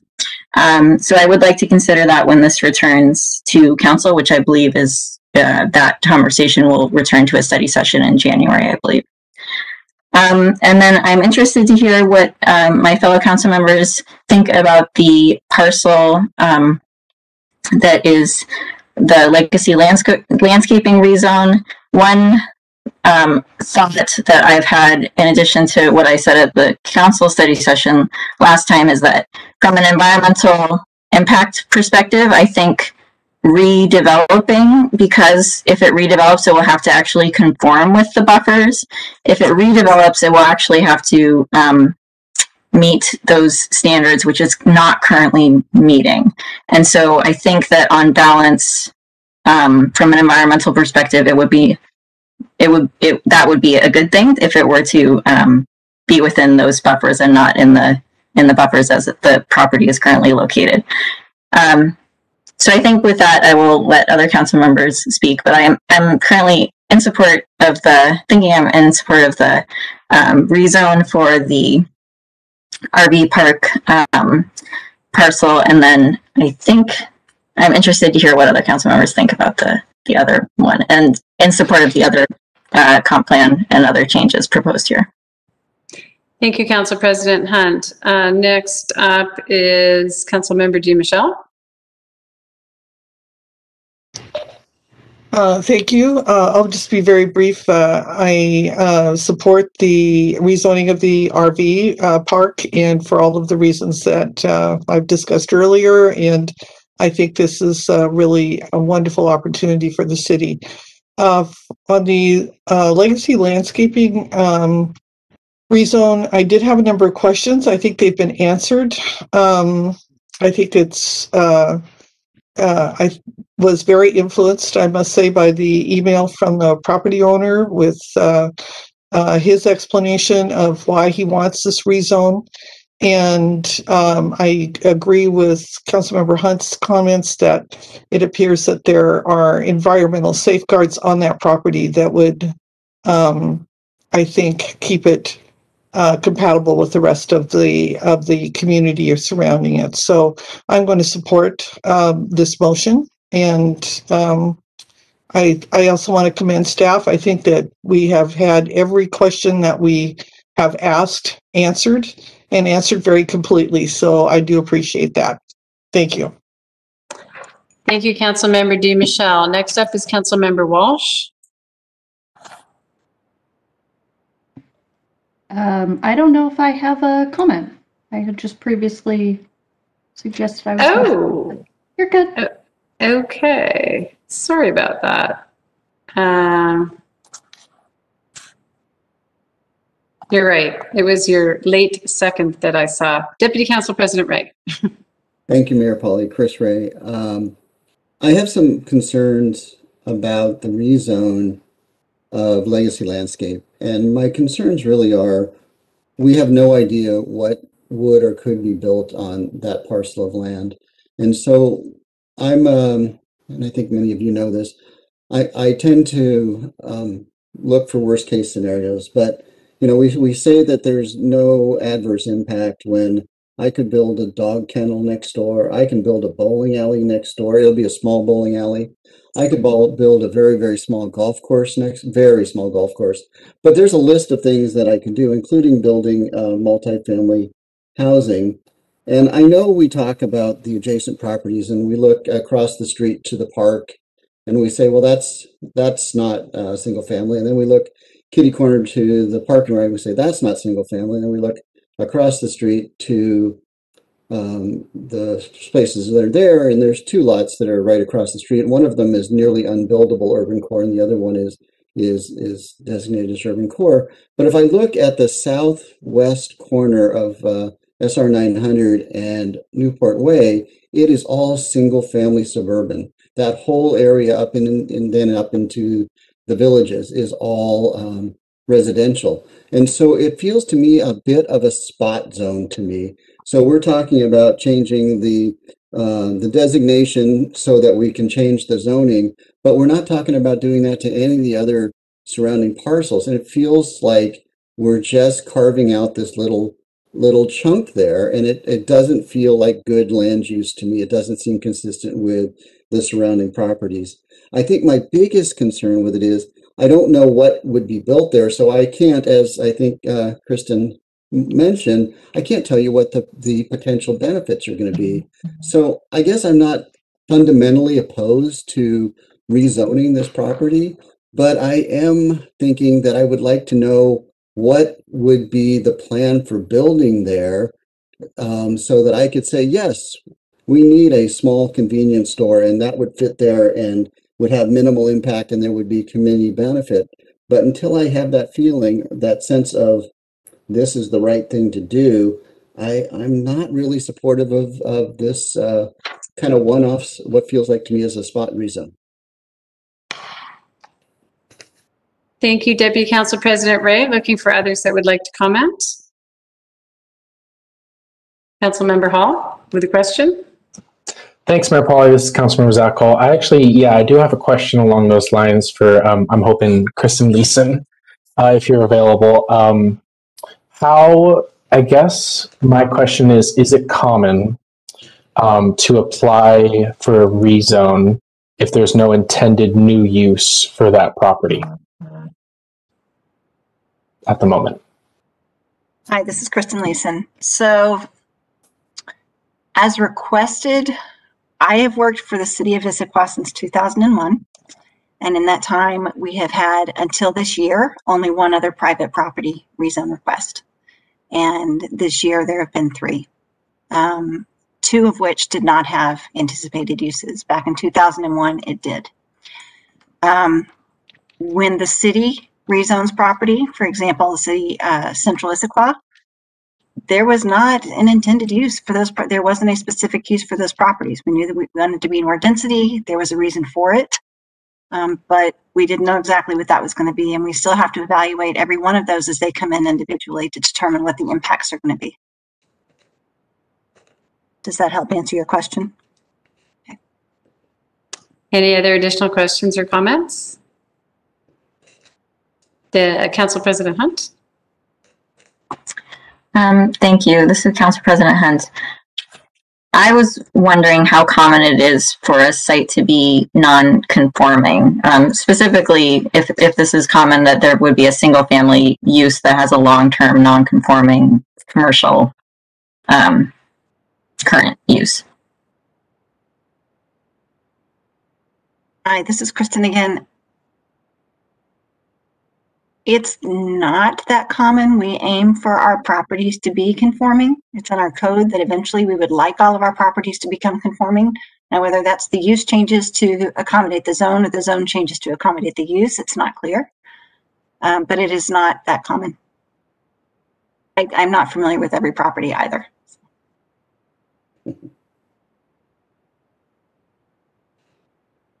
Any other comments or questions before we go to the vote?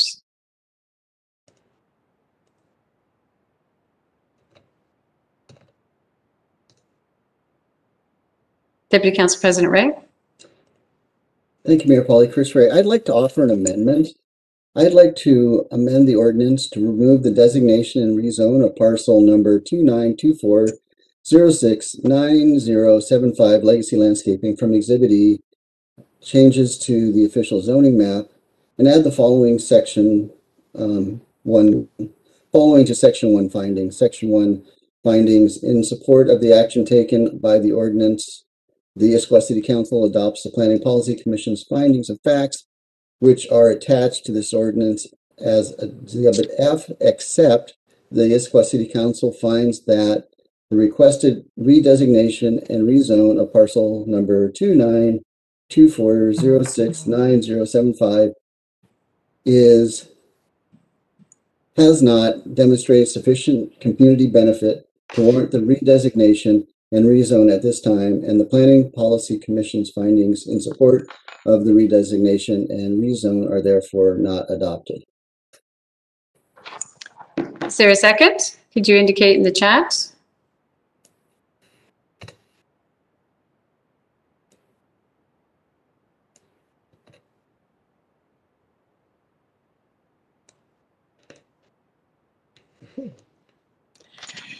Not seeing a second at this time. With no second, we will move back to the original motion unless there is comment or questions on the original motion.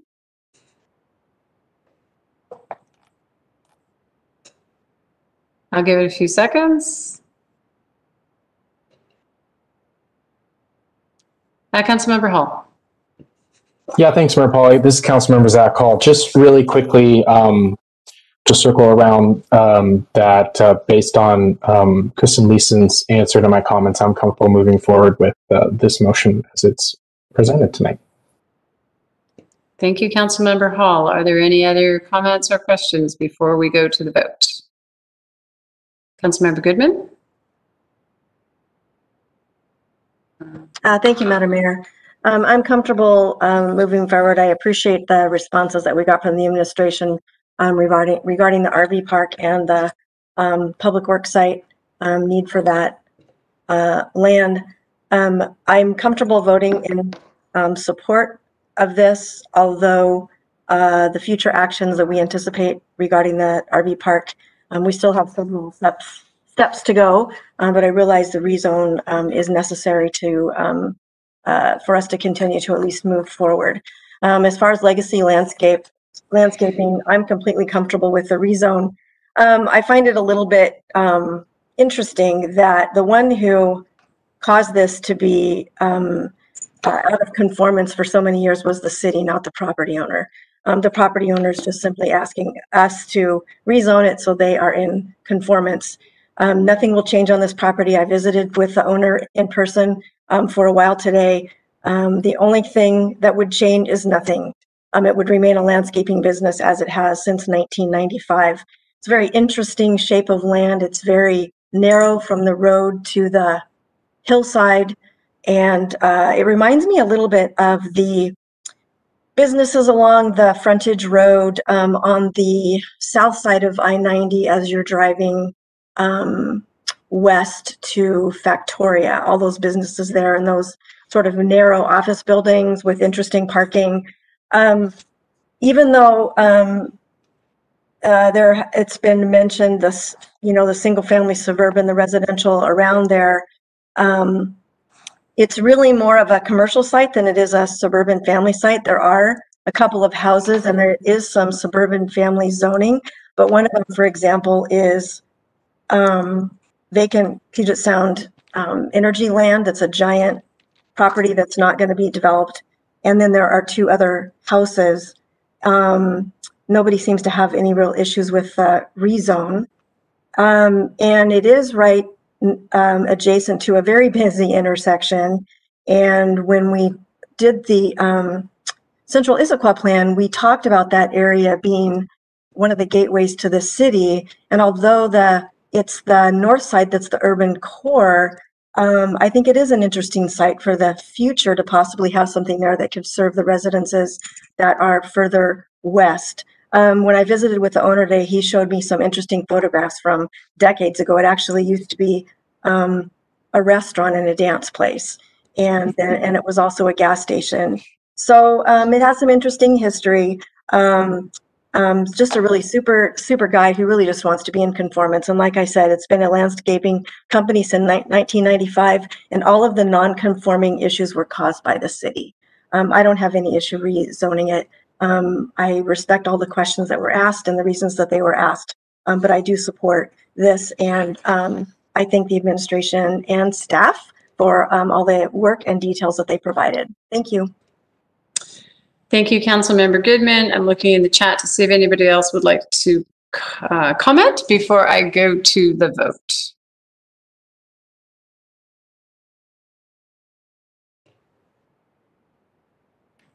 Okay. So now I have to find the correct motion. Okay.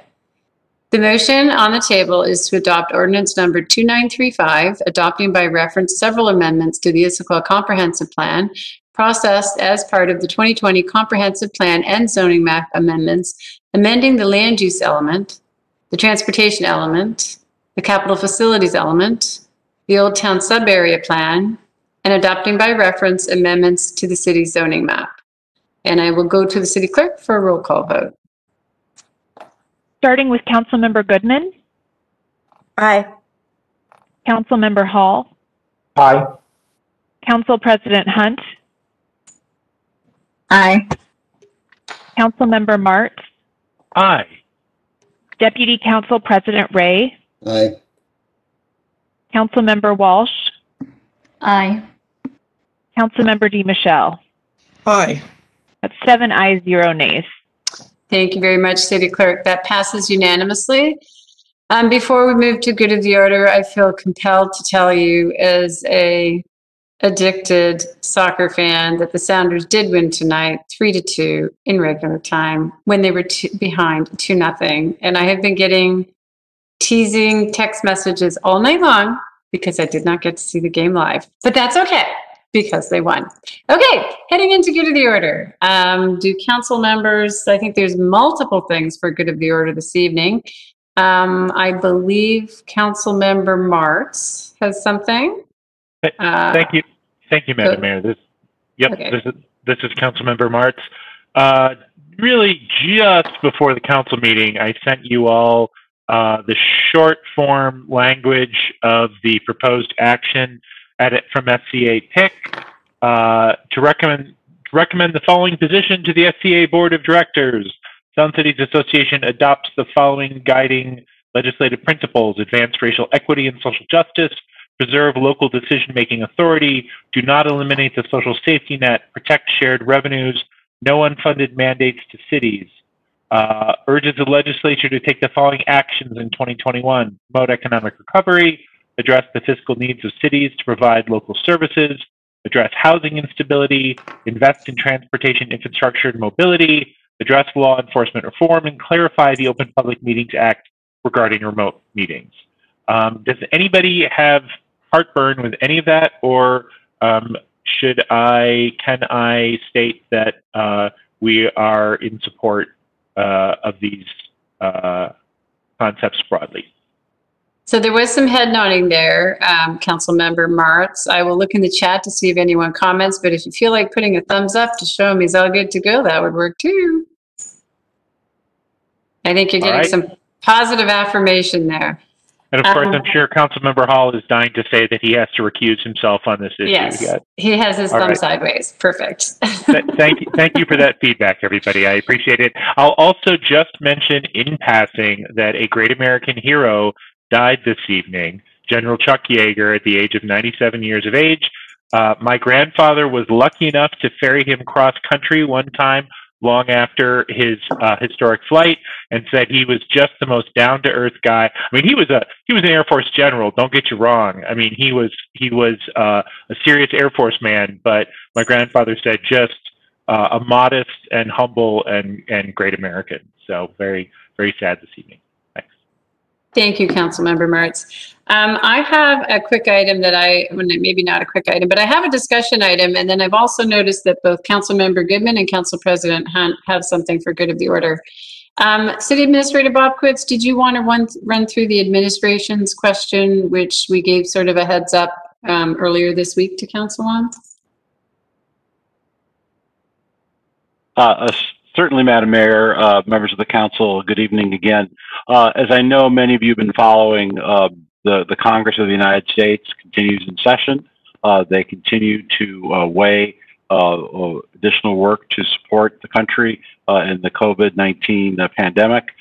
There is continued talk of support for state and local governments in a package. That package may take many different kinds of forms over the next several days. And looking at some news reports late this afternoon, there's still discussions as to what will be allocated to cities and counties and what would be allocated to states. So this is still up in the air. But Mayor Pauly, in reviewing these developments, getting information from both the United States Conference of Mayors and the National League of Cities, thought it may be prudent for the council this evening to chat about what its priorities would be should we hear over the next several days that additional dollars are coming our way.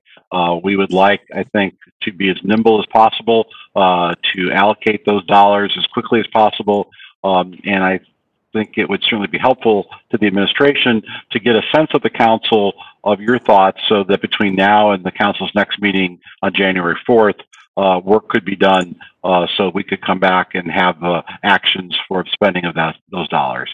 As you know, and for the benefits of the community watching, the council has allocated CARES Act dollars in a number of different ways, through business assistance grants, through money to social service agencies.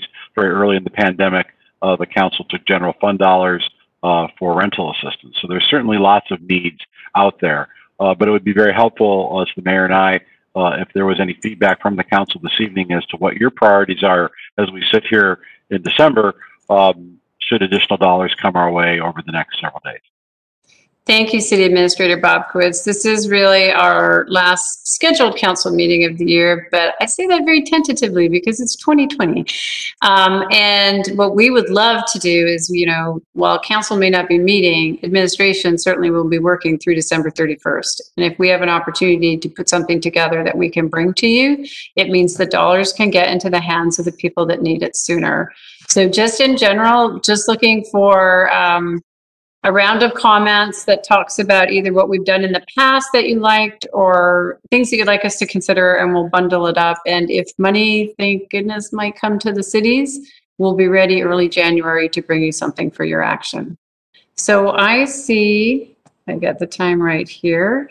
I believe Councilmember Walsh, followed by Goodman, followed by DeMichelle. Councilmember Walsh. Thank you. I'm most concerned with an eviction crisis and cliff that may be coming up and what we may need to do to support residents, including with food bank and other areas like that. And then depending on if we can get our numbers under control and businesses can potentially open back up, depending on when that happens, I think business is obviously on my mind. So I think more of the same because the need is the same and just increasing. Thank you very much, Councilmember Walsh. Councilmember Goodman. Thank you, Madam Mayor. I guess I somewhat agree with Councilmember Walsh. I don't know if I have a priority right now. I think that the administration has done a fantastic job this year of not only staying out in front of what's coming down the bend, what is coming toward us, what we might be able to receive, respond to, what the needs are. Monica Negrilla has been amazing, and so has Jen Davis-Hayes in her department. And so I would, first of all, thank you for allowing us an opportunity to weigh in on this. And second of all, I guess your ears are probably closer to the ground than ours. You have a lot more people right on top of these. And so I would absolutely be interested in some recommendations that the administration might have with all of your ears to the ground. And if there is a need to have a special meeting, then I am more than willing to do that. Thank you. Thank you very much, Councilmember Goodman. Councilmember DiMichele. Thank you. Very similar comments. I think my top priorities would be rent assistance and food security, and then local business support.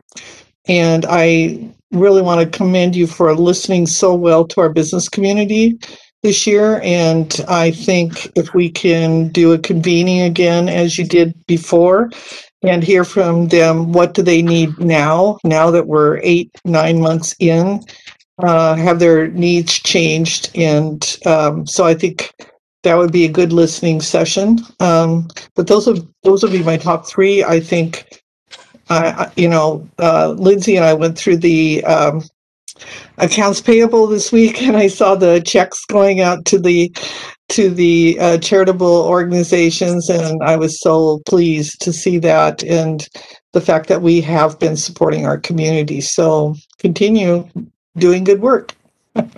Thank you, Councilmember DiMichele. Your actions are definitely making a difference in the community. Councilmember Hall. Thanks, Mayor Polly. Councilmember Hall here. I don't disagree with anything that's been said, though. If we do have some additional funding or money come through, I think it would be prudent to do some outreach to nonprofits in the community, or maybe even in the region, that operate locally that haven't since qualified for any CARES Act funding, because maybe they don't operate in the field of direct assistance right now, which is so needed, but are struggling. So that, I think that would be my only ask, that we also look into that. Thank you. So if I understand you correctly, there are nonprofits out there that we have not been able to use, but we may be able to use some of the funds to do outreach in such a way that they would be able to receive funds because they have the capacity to meet the federal requirements. Is that what your ask is? I don't think it is. Well, or I don't know if I'm fully understand that either. So maybe I'm being very convoluted. Well, some nonprofits are not able to receive grants from us because they cannot meet the federal reporting requirements that we need to meet for the feds. And so there are providers out there who have not been able to receive federal funds, but can receive funds from cities and counties that are not federal. There may be a possibility that some of those that are in the chain that are providing services just need some help to make sure that they can do the reporting requirements. So I'll put that aside. Could you rephrase what your request was? I think that's a good, I think that's a good point. And if we're not able to give direct financial assistance to some of these nonprofits, then the least we can do is help them meet some sort of status where they could get funding. Yeah, no, I like that. Okay. Yeah. And let's go to Council President Hunt.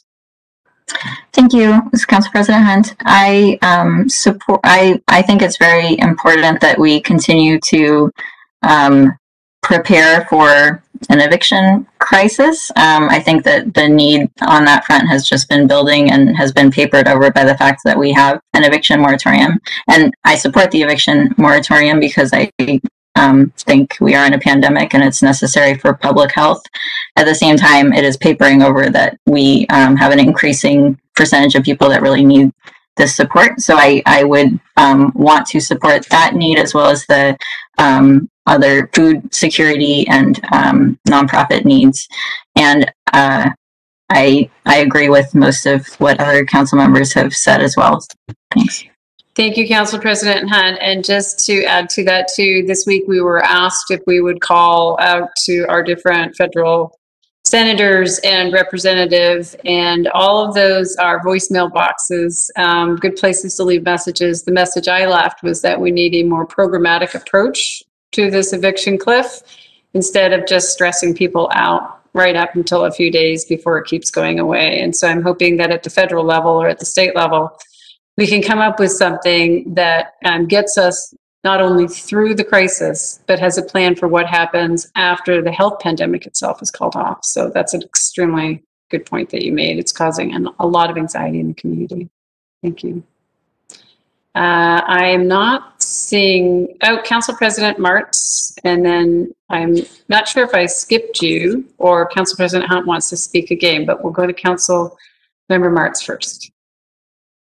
Thank you, Madam Mayor. This is Council Member Martz, and I support everything I've heard about housing and eviction minimization and supporting small businesses and supporting nonprofits. I mean, you know, we are hopefully, knock on wood, you know, in the later stages of this, maybe not economically, but at least in terms of you know, now that it does look like we have various vaccines that will be becoming available soon. So hopefully that creates a window. I mean, 3 months ago, we had no idea how long this was going to go, right? I think today we have a much better idea of when we're going to potentially start seeing some easing of social distancing in mid next year. And so that creates a window of need, of severe need, and then hopefully the economy starts to recover. So anyhow, I continue to support, the administration has done a good job so far in this. Let's continue there. I am worried about this eviction cliff and what it'll mean for people in our community. But again, seeing the light at the end of the tunnel, my hope is that, you know, people are not facing endless economic crisis. Landlords are not facing endless economic crisis. Hopefully they can hold things over for a few months as things, hopefully again, knock on wood, start to return to normal. Thank you. Thank you, Council Member Martz. Council President Hunt, would you like to add to your comments? Yes, thank you, Mayor. This is Council President Hunt. I just wanted to make one additional comment. During the outreach that several of us council members did as part of our housing stability ad hoc, one thing that was really important, that came up that it was important to communicate around rental assistance, was that the approach we were using was to give rental assistance such that it was going to landlords. So it does also support the landlords in that approach. These are nonprofits that pay, they're paying or covering a part of the person's rent, and that money is going to the landlord, so it supports both that landlord as well as the for the uptake of the building and everything else. And also, I think combined with the mediation that we're funding, we are considering both the concerns of the landlords as well as the tenants in this. That's it. Yeah, thank you for putting those back out there. That's good for those who haven't been following along. So I think what we're hearing is that the kinds of allocations that have been proposed in the past is still a good starting point. We'll have some more data because we do have data that's coming in on businesses and data that's coming in on our food collaborations. So thank you. That's very, very helpful. I'm now going to move to Councilmember Goodman for good of the order, and then lastly, Council President Hunt. Councilmember Goodman. Thank you, Madam Mayor.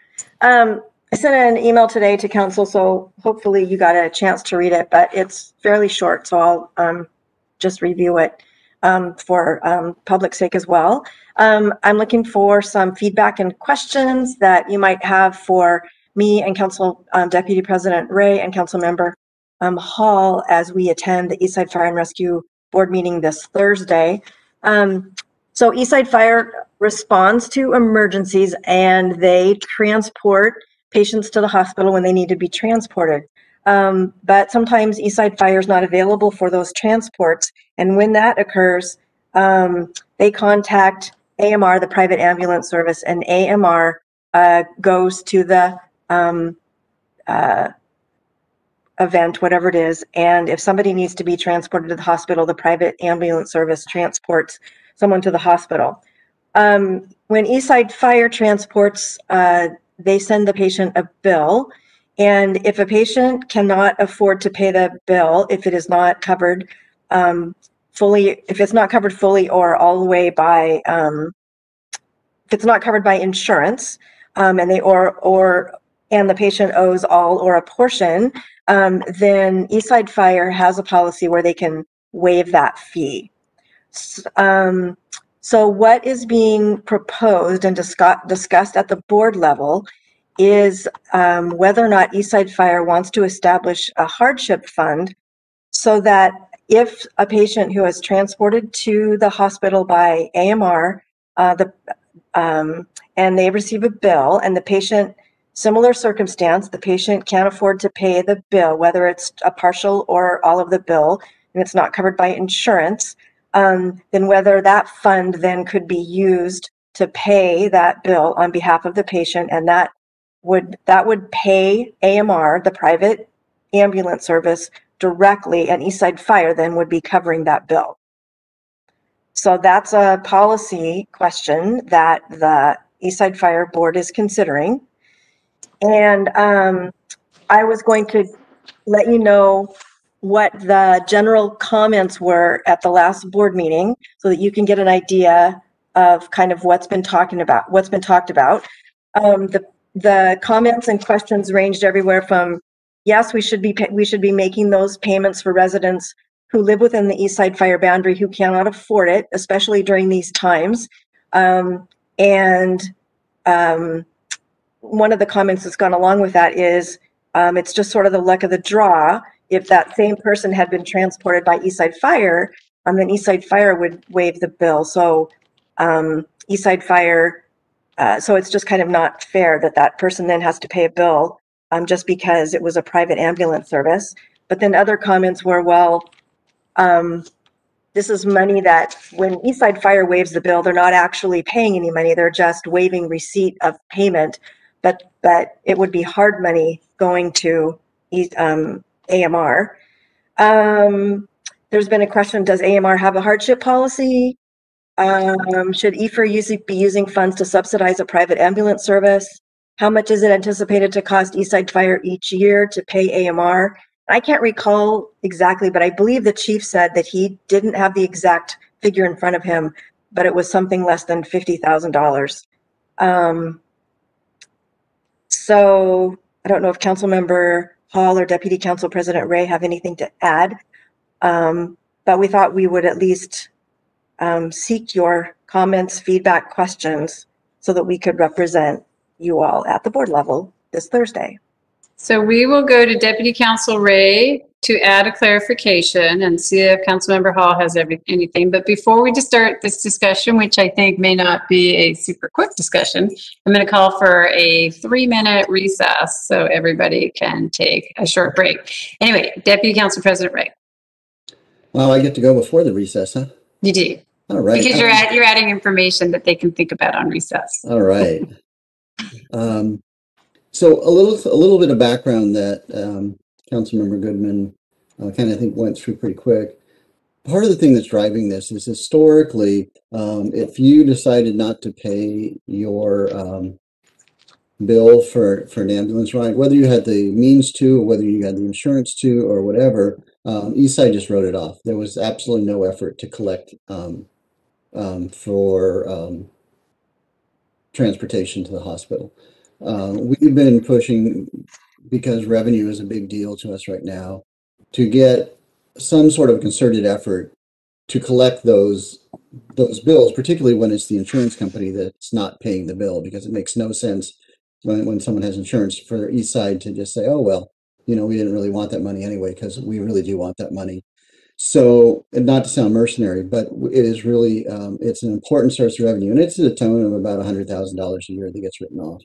So the question then is, okay, well, there's some people who it is really a hardship for, and that's really the origin of this.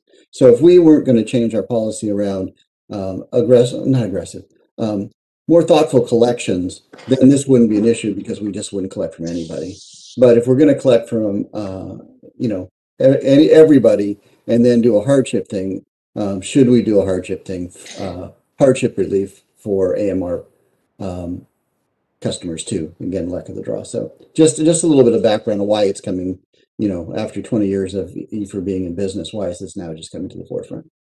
Thank you, Deputy Council President Ray. Councilmember Hall, do you have anything to add before our short recess? Okay, at 9:15, we're going to go into a 3-minute recess. See you back at 9:18.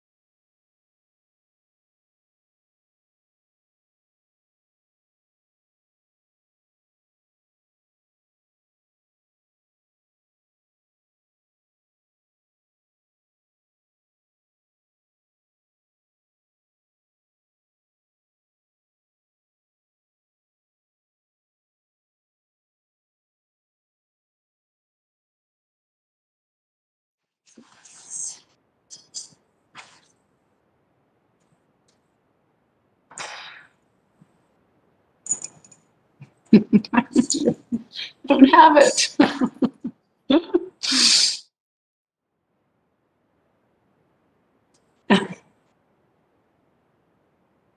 I'm just going to check in with Tisha to see if, while we're waiting for Councilmember Goodman, do I need to give a 10-second notice to Tim? That would be great. Okay.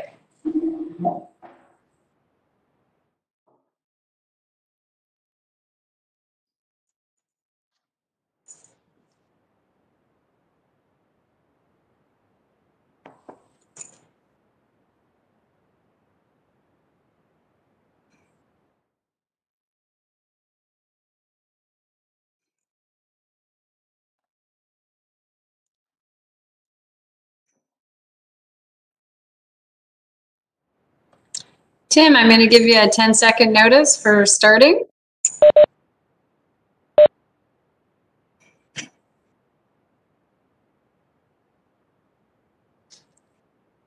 Welcome back from our short break. I'm going to head back to Deputy Council President Ray, who wants to add a little bit more information before the group starts to poll the council members about where they are on the issue. Deputy Council President Ray. Thank you, Mayor Polly. Chris Ray. I just wanted to clarify, I wanted to make sure I didn't leave the wrong impression. Eastside Fire and Rescue has been collecting transport fees since the dawn of time. What we haven't been doing is actively going into collections with people who don't pay. That we've been invoicing, but we haven't been in active collection. So the policy change that's afoot right now is to actually go into active collections. So because we feel that there's money being left on the table that we could collect from people who have the means to pay. But if you were so unfortunate as to need their services and your insurance company covered it, your insurance company would be invoiced and they would pay Eastside, and that would all be accounted for. But I just wanted to make sure everyone realized this wasn't a first time thing. So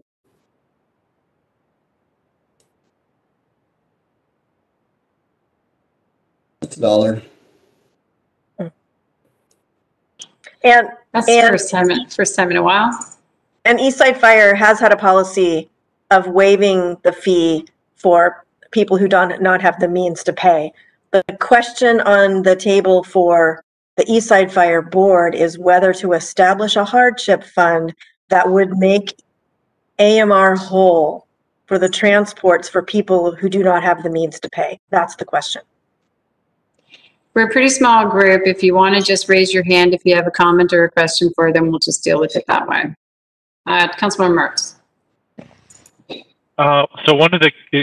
you. Councilmember Goodman, one of the questions you had asked in your email, I thought the last one was the one that I'm dying to get the answer to, which is, does AMR have a hardship policy? Right? That to me seems to be the critical question. If AMR were to have a hardship policy similar to EFER's, problem solved. Thank you, Council. Yeah, exactly. And that's the reason that I put that in there, because I wanted you to know the questions that board members had already posed. Thank you.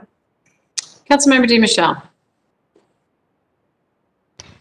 So I think I have a question, and maybe it's not relevant, or maybe it is. Does EFR or AMR have do they have criteria for when someone is unable to pay, or do they have a system for means testing? Is that they've already done that? Chris or Councilmember Ray? Yeah, I'll even respond to Chris sometimes. It's my understanding that that's one of the things we need to develop. Yes. So the first question is, I think we've agreed that Eastside Fire and Rescue is going to have a program for people who don't have the means to pay. I think that's for sure. So one of the things we have to develop is what constitutes not having the means to pay. So that's the criteria I think you're looking for, Councilmember DiMichele. And then the second question is, which also dovetails with Councilmember Martz's comment, does AMR have a hardship policy, and what are their criteria? And if they don't, what are our criteria for their carries, the people that they transport? So I think Deputy Council President Ray, can you just clarify, you did talk about $100,000 write-off, and that write-off is really just, for those who have never served on EFER, we bill you twice, and if you don't pay, we write it off. It never has had anything to do with means testing. It's just, you can refuse to pay your bill, and we won't, after 2 tries, we give up. So this is a big switch for them. Yeah. Okay, yeah, and then thank you, Mayor Polly. Yeah. Again, Councilmember DiMichele has another question. So a comment. I think generally I would support having. I think if you look at who's calling the ambulance, often it's the medically fragile who are calling an ambulance, or people who are without means, who find themselves in a emergency situation. I would hate to have somebody not call an ambulance because they're afraid that they're going to have a bill that they can't pay. So I would, I support the concept, let's put it that way. And then the details will follow, I presume. Deputy Council President Ray for a response, and then I believe Council President Hunt wants to jump in. Oh, $1 in the pizza jar.